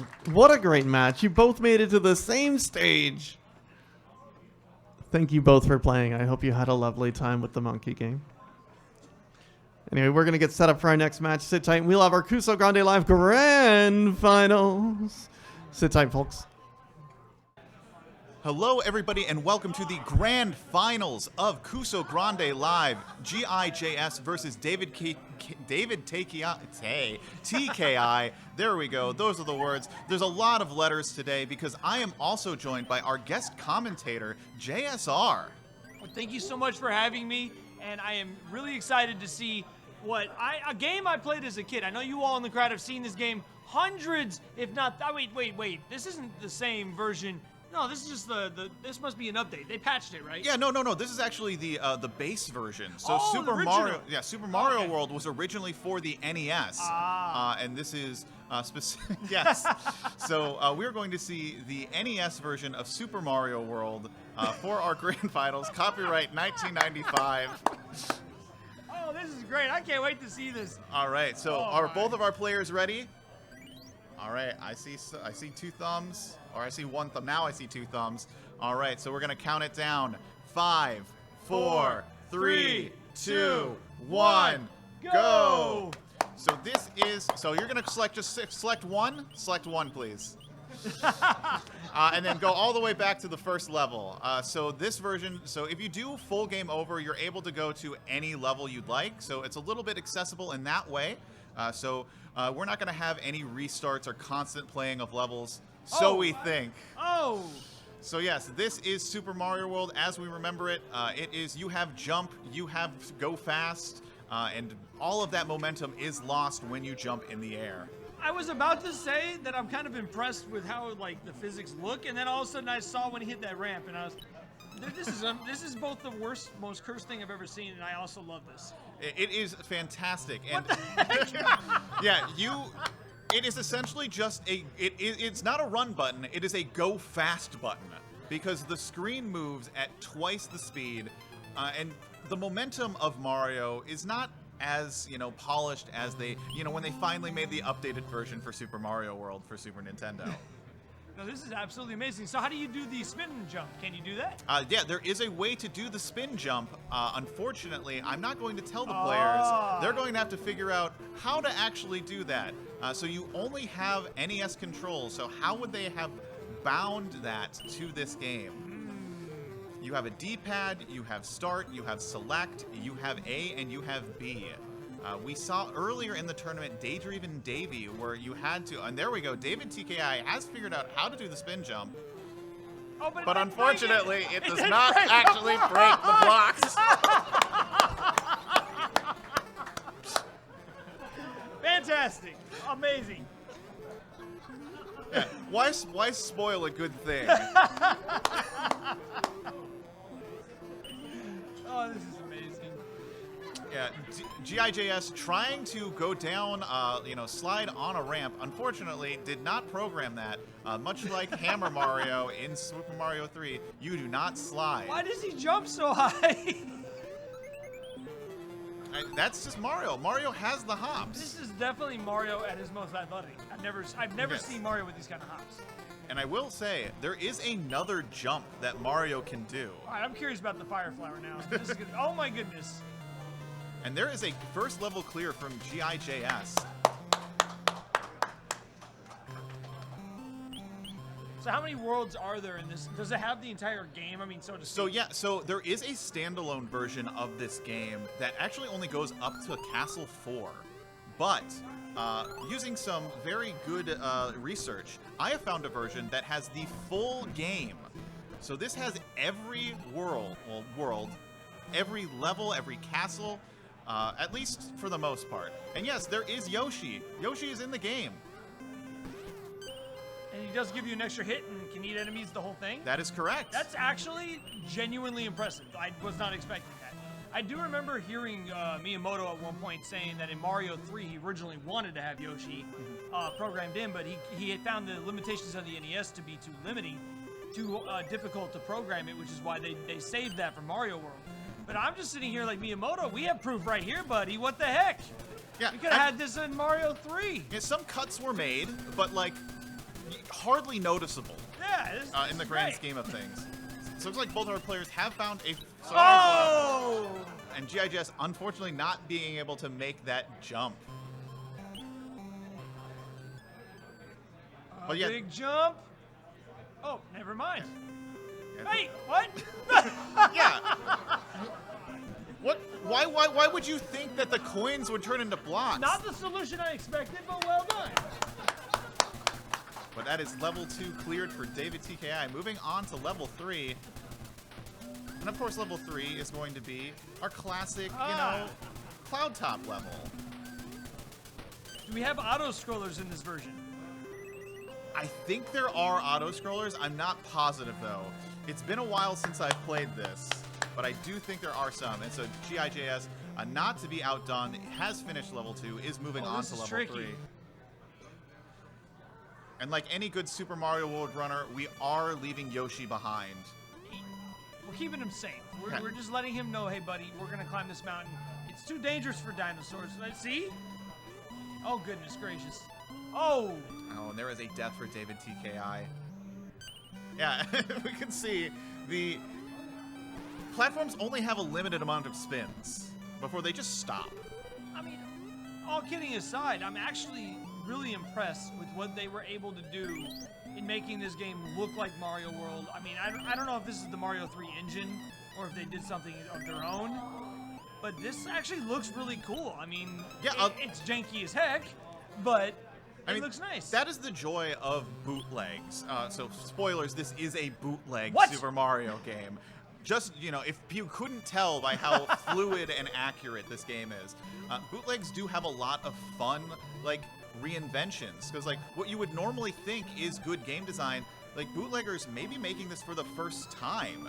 So they're not really, like, holding on to the same game design rules that have been refined. Oh, no! And oh, no! But still alive! My heart! Playing with our emotions, David is just, you know, is Yoshi gone? Is he not? But a mouthful of fire, holding on to that. Oh. Nice shot. GIJS also getting a Yoshi, but immediately losing Yoshi. And David TKI at the checkpoint, Oh. getting a Fire Flower. Now, do you think there's other power-ups in this game? I was literally just thinking that to myself. Like, we haven't seen the cape yet. A lot of the times, these kind of hacks have liberties taken where you'll see hacks or power-ups that aren't in the real vanilla game. Could we see possibly like a hammer suit or something like that? I don't know, but also you do notice that there is Super Mario World mechanics. At the bottom screen, you do have a Holland Mushroom. So if you do get more than one power-up, it can stay down there. Interesting. And then you could stockpile. That was my trick. I used to go to that secret spot in Donut Plains and just stock up on leaves and flowers. Oh! The blind jump, big but jump! it's safe, Yes! and that's a clear. So we are moving on to our first castle level, David. But GIGS is very close behind. So at this point, you know, very early on into the match. Oh, And no yet- way. That is yeah. so cool. Yeah, they had programmed a way to climb on the walls. I mean, I'm waiting for the catch. maybe there isn't a catch. Oh. Or maybe there is one. I don't know yet. I can't tell. I'm being defensive about it. Yeah, you know, you gotta hold your ground. Like, you don't know, like, should I clown on this? Should I actually compliment this? I mean, Nice Podobo. like, I can love you the switch sound sides? effect. I love the sound effect when you switch. You You- can't switch sides? No, there is no layers, Oh, unfortunately. there had to be at least some catch. They look like there's layers, but there is Yeah. not. Still pretty cool if this even in the game. Yeah, and like it works pretty fluidly, and there's GIJS finishing up that next level. So both of our players going to be on the castle. So do you think we're going to be fighting a Koopa? Who do you think we're fighting? Could it? I don't know. Oh, what? We still have another Oh! level Oh, first, okay, though. we're good. I don't know. That's a good question. I mean, like, if this is based on the Mario 3 engine, then I could see it being something like Boom Boom. But if it's all original, if they really recreated it, it could be any of the Mario World enemies. It could be Boom Boom. It could be Resnors. It could be Iggy. Yeah. It could be any one of the Koopalings. I honestly don't have a real solid guess, but I'm gonna go with the. Let's go with Boom Boom. I'm gonna go with Boom Boom. Okay, we got a Boom Boom. Audience, you think it's going to be Boom Boom? Clap if you agree with JSAR. Not a clap. Nobody. Nobody. Some of our audience members may know this game, Oh, so no. they may Well, be we're against about to you. Find out right now. But no, It's we are Reznor! fighting Reznor. But only 3 of them. Too much, not enough budget to get the 4th one. You know, contract disagreements. But David TKI taking out the Reznors. And GIGS also, like, right behind, really doing quick work onto the castle. Nice. And then there is a very quick clear, so we are Oh, moving cape? on. Was that a cape? I saw a cape. That was a cape. There is possibility that we Wait, might there's see Yoshi cape. coins? There are Yoshi coins, yes. But we do have our sportsman coming from, like, also throwing baseballs. Not as fast as Peanut Butter was hitting them. Oh no! Oh no! Come back! Why you do this? Oh no! Simultaneous. We're basically neck and neck at this point, folks. Yeah, both on the same level at the same time. It's going to be hard for us to tell, like, within the level distance, so we are going to go by levels cleared. Nice. And getting a cape. And yet, Oh. you directly get a cape. So it's not just like you power up to Mario. Going through a baseball, GIJS somehow defying physics. I can't believe he made it through that. That was amazing. Oh, but hitboxes do exist. Unfortunately. I'm curious to see somebody fly. I want to see this. So we got some flying action. Interesting. Now, it looks like your flying animation from Super Mario 3, but you might be able to pump it like it's Super Mario World. That was cool. I mean, or I could be just giving false information. Who Oh, knows? red herrings? part of the fun. It's part of the fun with a bootleg. Did they actually incorporate the flying as they did in Super Mario World, or is it Super Mario 3? Oh, but jumping directly in a pit, that's the unfortunate physics. Like, because you, as you can see, I said it at the beginning, you just lose almost all of your momentum when you jump. Yeah, also the hills are really awkward and how the momentum kind of changes when you hit those slopes. David, utilizing the fact that he can spin jump to his advantage. Oh, we saw a little bump. GIJS maybe figuring out how to fly.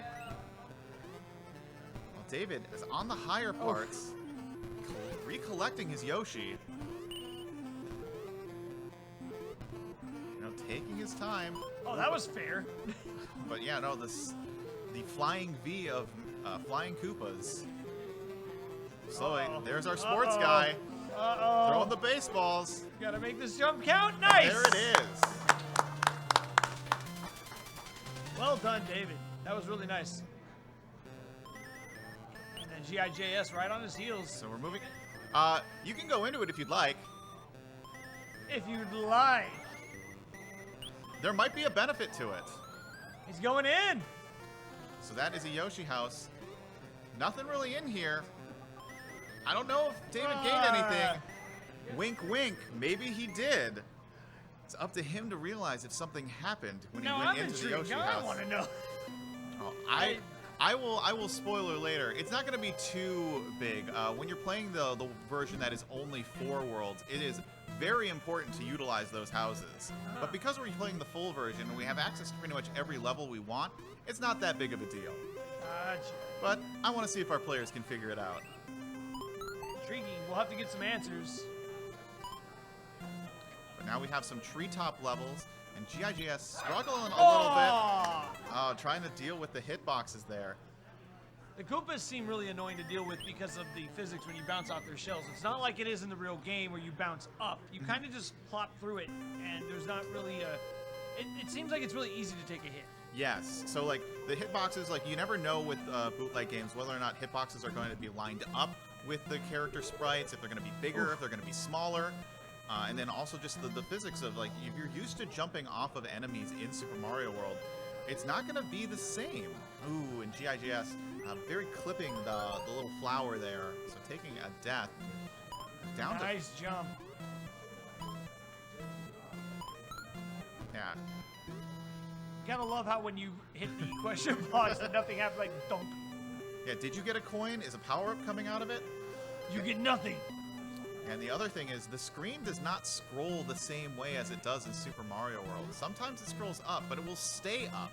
Yeah. You need to be going at a specific area for it actually to scroll down, which does add to some problems. Like, a lot of jumps, which aren't typically blind jumps in Super Mario World, have become blind jumps here in Super Mario World NES. Yeah, I've noticed that a few times already. Both runners having to make blind jumps where they have no clue where they're going, but...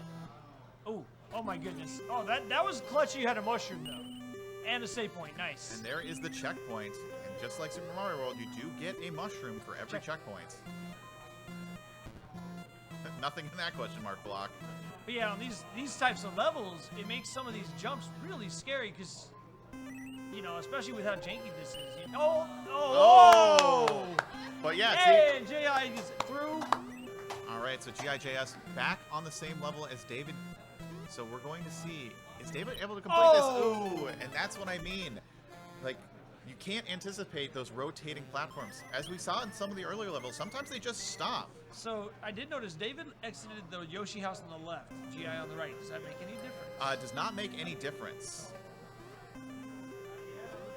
I will spoil it now, just because it doesn't really mean anything. Every time you go into a Yoshi house, you gain a life. Whoa! And you can continuously go into Yoshi house after Yoshi house to just gain more and more lives. It takes a lot of time to build up all those lives because it's like 4 or 5 seconds each time. But as a safety mechanism, you don't have to restart the entire game. Exactly. Oh, there are no continues? There are no continues. Whoa.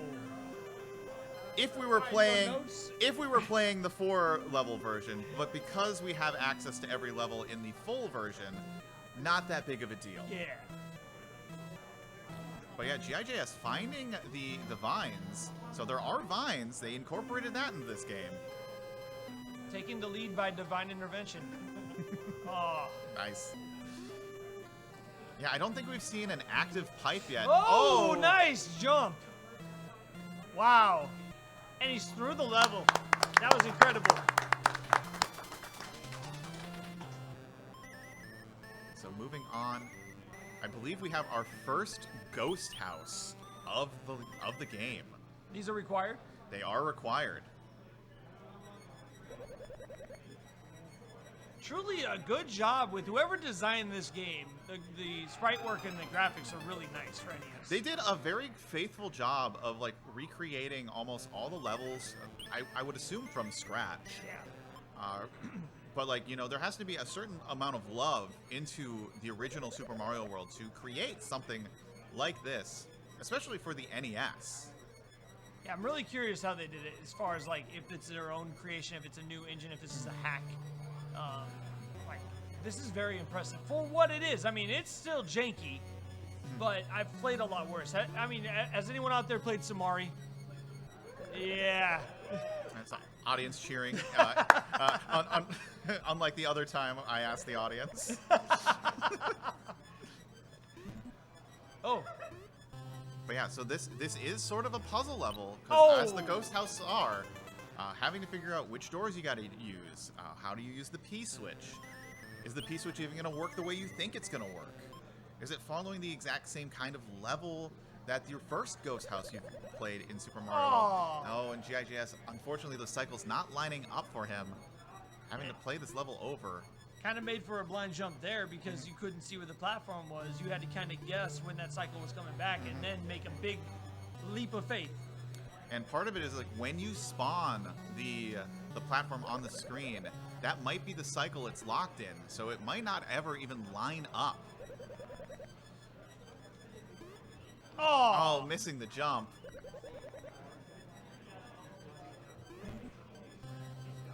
All right, climbing up. Oh yeah, so when a vine does go up, much like Super Mario, you do get locked into place. So slowly going to the door, very, very trepidatious, but there is a clear of the ghost house. GI going back to the Yoshi house to gather a couple extra lives. Smart play. Smart. Again, better to get a couple extra lives. And then, now that the runners know this, they need to really pay attention to that life counter. You do not want to get caught running out of lives. True. There's also another thing they can do that I know when I played Super Mario World that I used a lot. Going back to previous levels to get power-ups and then start selecting to just immediately leave the level because you've already cleared it. So you can do that in this version. You can do that in this version.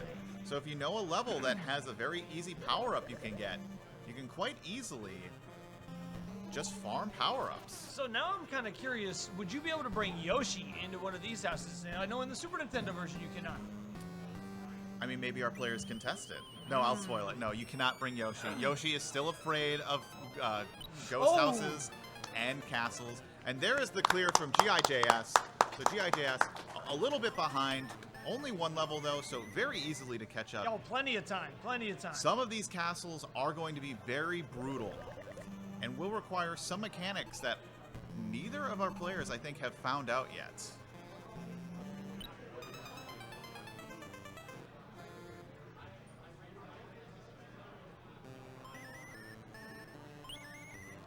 David restarting the castle level.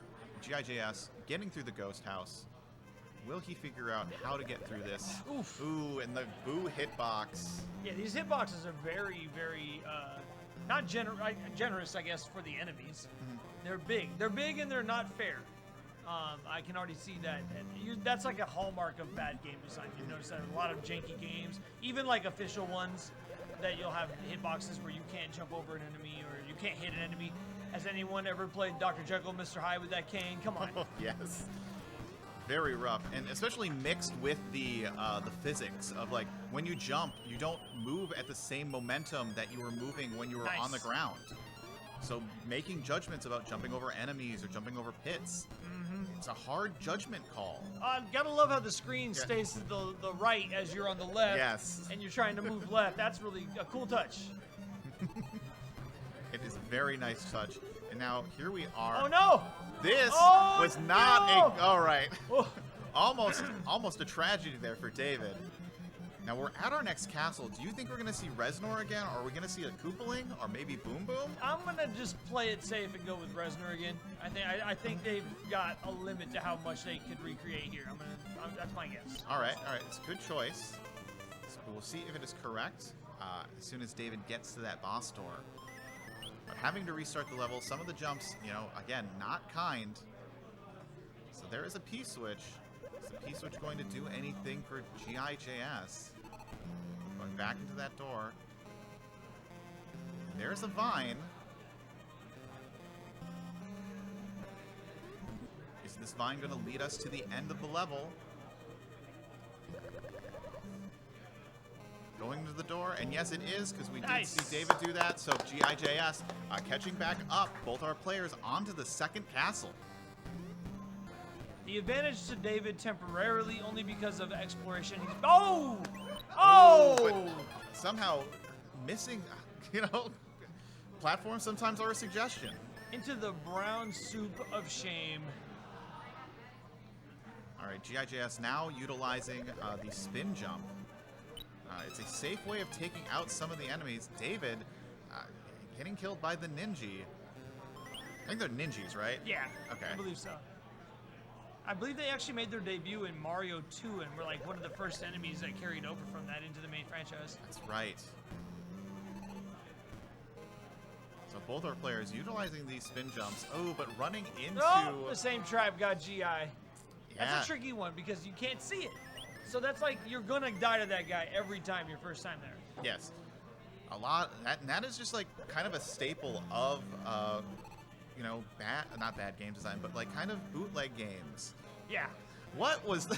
Oh. GIJS doing a spin jump, but just going through the ninja. Again, boot.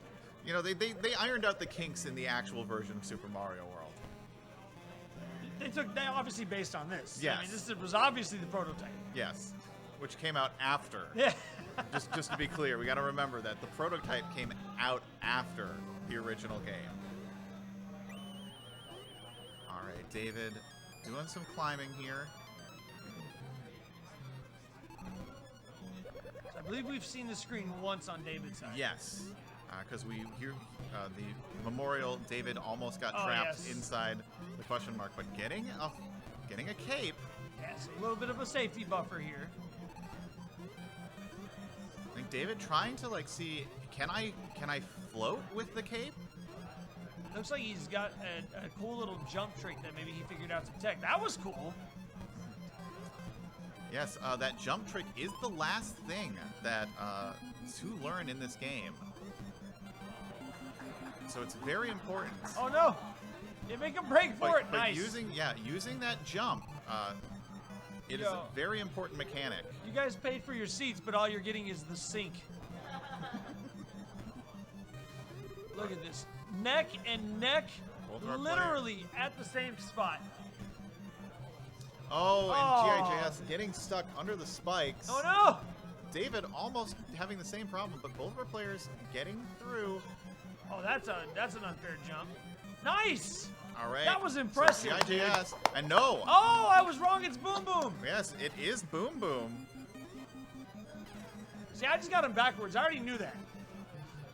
Oh, but taking a death. And David makes it. All right, so David, GG. even though both of our players got there at the same time, David is maintaining his small lead. Mario still stuck trying to walk out of the level.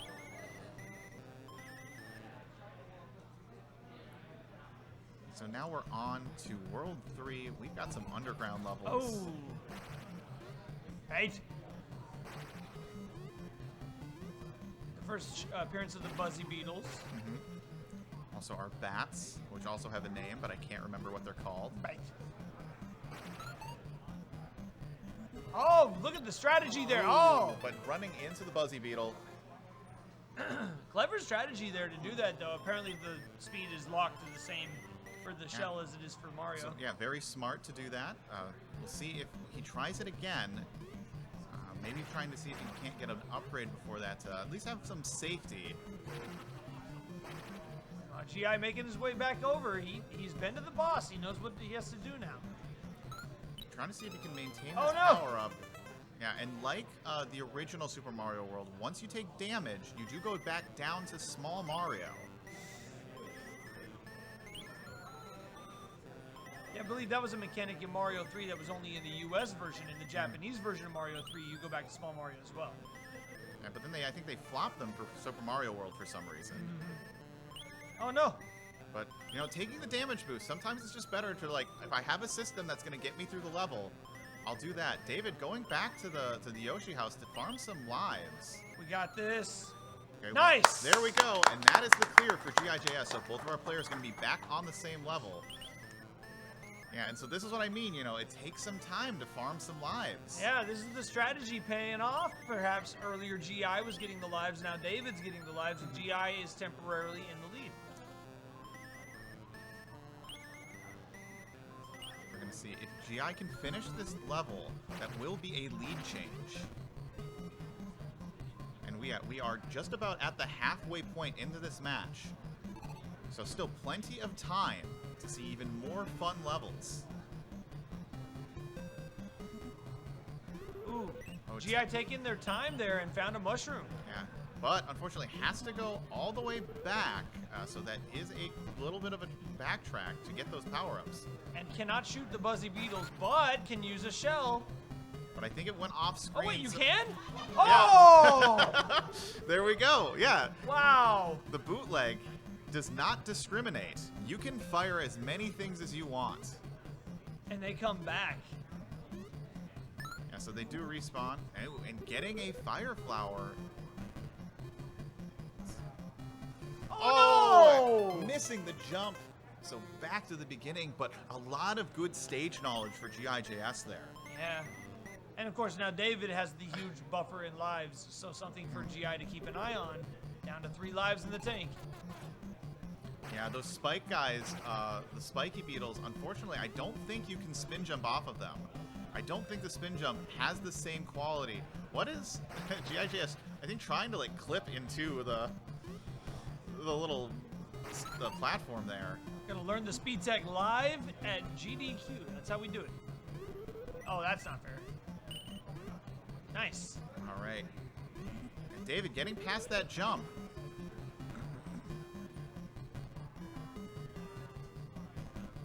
We're in new territory. I don't think we've been this far yet. Not yet, so we're gonna see. Oh! There's the midpoint checkpoint. These floaty jumps make me nervous every single time. Nicely done. Yeah, you could play this game for hours. Like, so fun fact, I have played this game twice in a race setting. Oh no. The first time I beat it in like about 50 minutes. Who'd you lose a bet to? Well, I'm a glutton for terrible things. And so I was playing that with a bunch of friends. And then like a couple years later, it's like, Oh, no! let's play this game again. And we played to Castle 4. It took me an hour and 20 minutes to beat it the second time I played the game. I had somehow gotten worse. Oh, and that's an unfortunately. unfair ceiling right there. That's gonna be a tricky jump. But we do have the checkpoint. Yeah, so David does have the advantage of being able to come back to this checkpoint. And I believe it saves. So if David were to go to another level to farm power-ups, or go back to the Yoshi house. As long as he doesn't like hit another checkpoint, he should be able to just restart this level at that checkpoint. So interesting, like you were talking about earlier with the cycles and how they start when the enemy's on screen. Different pattern there, and David was able to just run right through. Unfortunately, unable to make that jump. That is such an unfair jump with that low ceiling. It's like something you see in Ninja Turtles on NES. Yes, that impossible. Luckily, unfortunately, though, you don't fall into the sewer. Ooh, taking another head bonk into the pit. Yeah, David was trying to use that small jump, and unfortunately, it's not going to give you enough distance to get across that gap.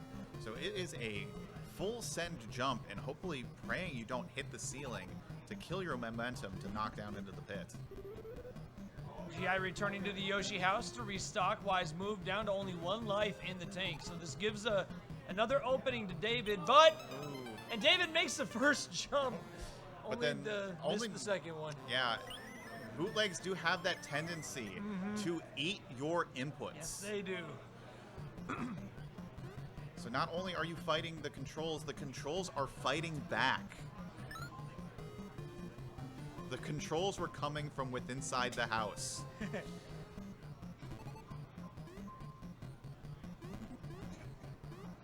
He's gonna have another attempt at this jump now. He was able to make the tricky one, this first one, last time, so got it. Using the spin jump, Nice.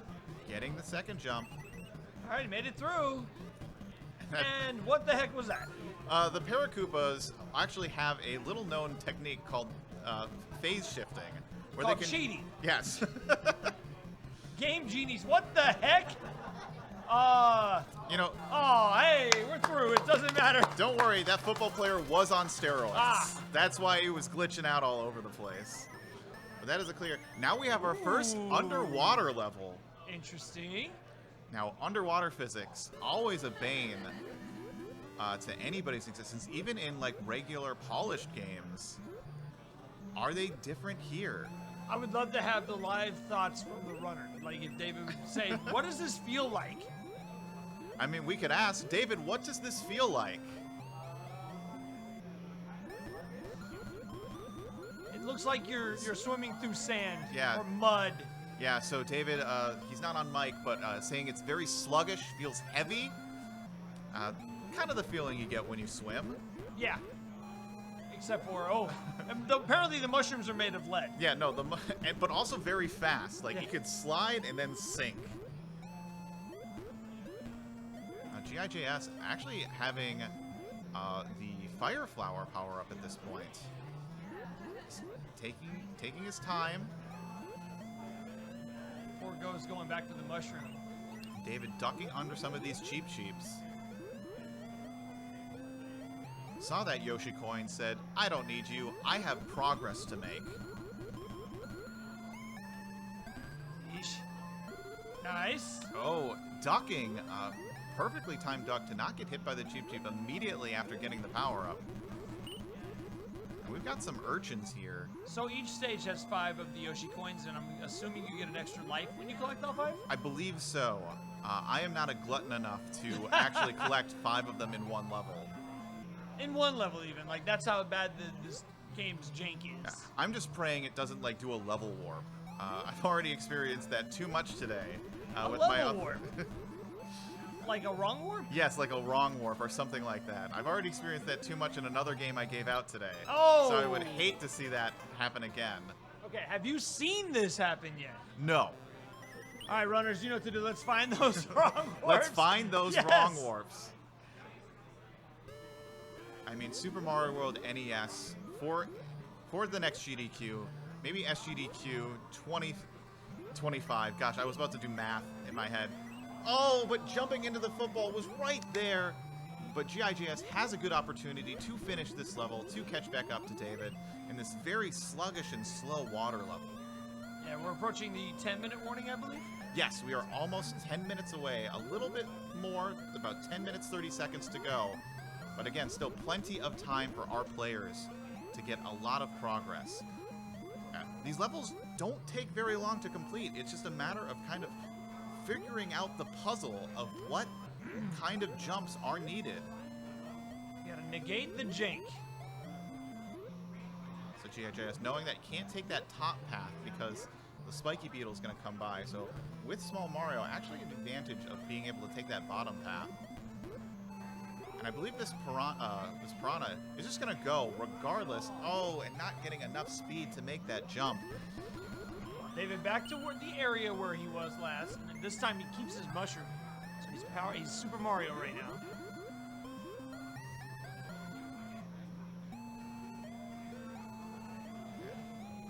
Ducking, taking his time. I'm curious if the water levels have the same sort of like physics when it comes to the water at the bottom with the suction. Yeah, so like you can just, I'm not sure if it does, but especially in a race scenario, do you test it? Do you make that risk? No. I would assume it's going to pull me down, and I would stay the heck away from there until accidentally or somehow you figure that out. By accident, Yeah. yes. Or, you know, as a late game push. But there is the clear from GIJS. Nice. So GIJS going to be making it to the water level. A very slow water level, I might add. Yeah, it Very takes plodding. definitely a lot of time.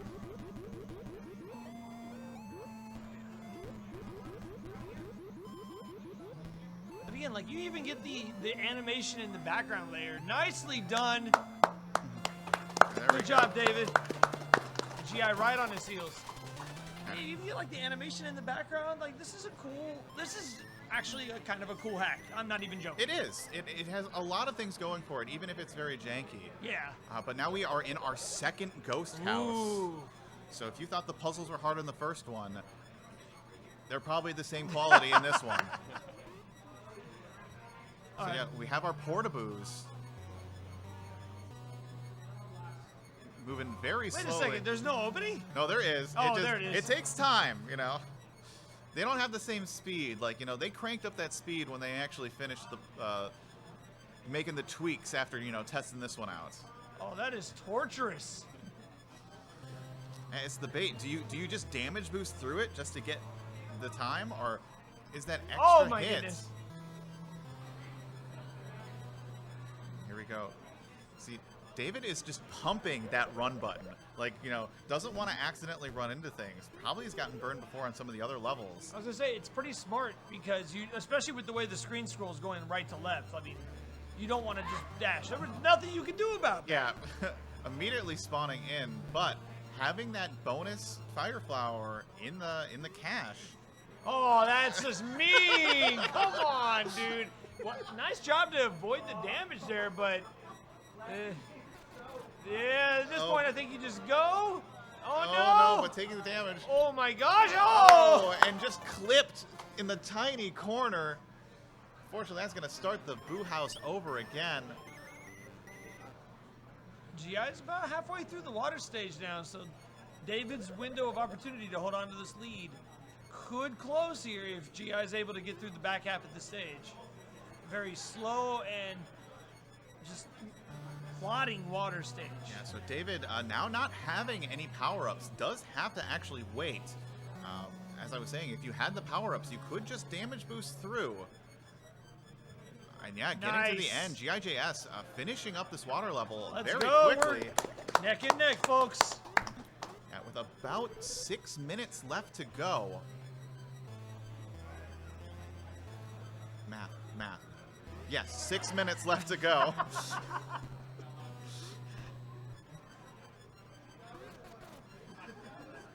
Yeah, as I've always said, like even on stream, even live in person, never do math live on stage. Oh. It's always a risk. Nice job. That was well done. All right, so we have an arrow what? pointing down. This is where the puzzles are, but we also have a door right there. What do we pick? And There's another door. So we have 3 I options. have a feeling, this is my prediction, if you Yeah. go through that one on the left, you'll fall and die. That's my prediction. Wait, maybe not. Oh! Oh, but we have the boo. Is he blocking? Get in there, yes! Going in the door. That Yes! is the exit. Nicely done! No Mario Maker shenanigans here today. And GI's gonna have about 5.5 minutes to catch up as David enters this last castle. All right, so this is going to be a run-deciding castle. If I remember this castle correctly, It's not the castle I'm thinking of. Okay. There is a very vicious castle later on, but we might not be able to see it in this time. But still, the castles can be vicious with their platforming. GI is about to get to the same puzzle that we just saw David clear. No mushroom. Small Mario, he's got to be very careful here. Can he do it? Getting the P block, picking it up, and yes, you do always run when you're holding something. Speaking of P block, David hits his. No immediate effects. Trying to go into that door. He's going to go in the Yes! blue door. We're tied. That Let's is a go. clear. And David taking a fall. All right, so if we're tied at 45, this is the finals. Are we going into extras? We are not going into extras, so how we'll judge this is essentially we're going to see based off of progress within this level. Okay. Since we're both on the same level, we saw David get to one jump, so whoever gets the furthest in this castle is going to take the win. Or unless someone clears that castle, that's going to be a good mark of progress. So is that our high water mark right there? No, David got a little bit further. He got Okay. to the little water section, and there was a few more blocks there. So that is going to be the high mark. With 4 minutes remaining, we'll be a little bit closer to the time where these runners will stop. Who is going to be the one to get furthest in the castle? I mean, it's anyone's game at this point. Both of them going with Small Mario, GIJS, and David picking up their mushrooms. Literally neck and neck. We are- Same spot. We are at this water section. It's all about this precocious Look at this. This is incredible. platforming. This is incredible. Let's go. Both hitting the P switch. Oh, Oh, GI makes the jump. And David makes the jump. so GIJS. Oh! GIJS is in the lead right now, getting hit. 3 minutes remain in GI. But But I believe that is the one. that is the high water mark right now. All right. GIJS just barely in the lead right now, getting to the second lava section. We have 3 minutes to go. Again, anyone's match, as long as you get that consistent jump. They'll probably have enough time for this run and maybe one last run. So these are really going to matter. They're going to have to start moving with a little bit of urgency. Yes. So it's going to be interesting. Like, do you take your time to have a more consistent attempt, or do you just go guns blazing, trying to get as many attempts in as possible? David. Nice. It's easy for me to say I'd go fast, but I'm not the one playing. This game looks like it controls like a cow on rollerblades, so I don't know. All right. And there it is. Oh, David takes the lead back. and makes it past the lava pits and into a door. Oh, it is this castle. Oh, this no. castle Oh, is no. vicious. Yes! But oh, the small jump does succeed. 2 minutes to go. Oh, no. All right, GIJS probably has. He have time for one more run, but he's going to have to book it. But David is God, this castle is rough, but David is making it look so easy. Oh, my with the goodness. spin jump. The spin jump again. Good patience there, and it pays off. Oh! All right. But that is a good watermark. It's going to be tough to beat. All right, so this is probably it here, folks. GI, let's make some noise for these two competitors who have put on a great match for us tonight. And this is it. Can GI make it to the past the lava pits into that next room? Will David be able to surpass his high water mark? 1 minute to go. Oh! So it doesn't look like David's going to get back. So that is going to be the benchmark for GIJS to beat. 45 seconds remaining. Oh, no! And I think that is going to seal it. What an incredible match for both of our players. A big round of applause for GIJS. And your winner of Kusogrande Live at SGDQ 2024 is David TKI. And we have the greatest prize to give David TKI. We have an NES copy of Deadly Towers, a game that you will... Wait, that's a prize? Yes. Do you want to do the honors? Oh, Yeah. I would love to. Oh my goodness, this is gorgeous. So JSAR, present David with the copy of Deadly Towers. Congratulations, and I am very sorry. We're going to get some pictures, and while we're getting some pictures, we're going to do some big thanks. So big thanks to everyone here at GDQ, the techs, Cold Spirit today, Nux. I don't know if there was another tech on Monday, but big thanks to them. Big thanks to Dana, who's been our staff member. A big thanks to all of our GMs, Flannel Cat, Dolewolf, Brosentia, and then our guest GMs, Grey Goo Girl and Ritz Blues, who had just given out games for the first time. A big thanks to JSR for joining me on commentary today. A big thanks to all of our competitors. And then a big thanks to everyone in the audience who came to watch. Like, you are what keeps everything going. JSR, do you have anything you want to say? Just want to thank you guys for having me to be able to come and be a part of this. But also thanks to all of you out there who continue to support not only Kusogrande, but the retro scene. Hey, just because a game is bad does not mean it's a bad speed run. You'd be surprised at how many games out there you think are bad you can give new life into by just exploring them in different ways. Bad games are good speed runs, even if they're bad. Yeah, bad does not mean unfun. Deadly Towers is a fun speed run. I'm not even joking. But that is going to be it for us today. If I forgot anybody in thanks, I'm thanking you right now. But have a good rest of your GDQ, everybody. So long, everyone. I wanted to get a word in too. That's all I wanted to say. Thanks for watching.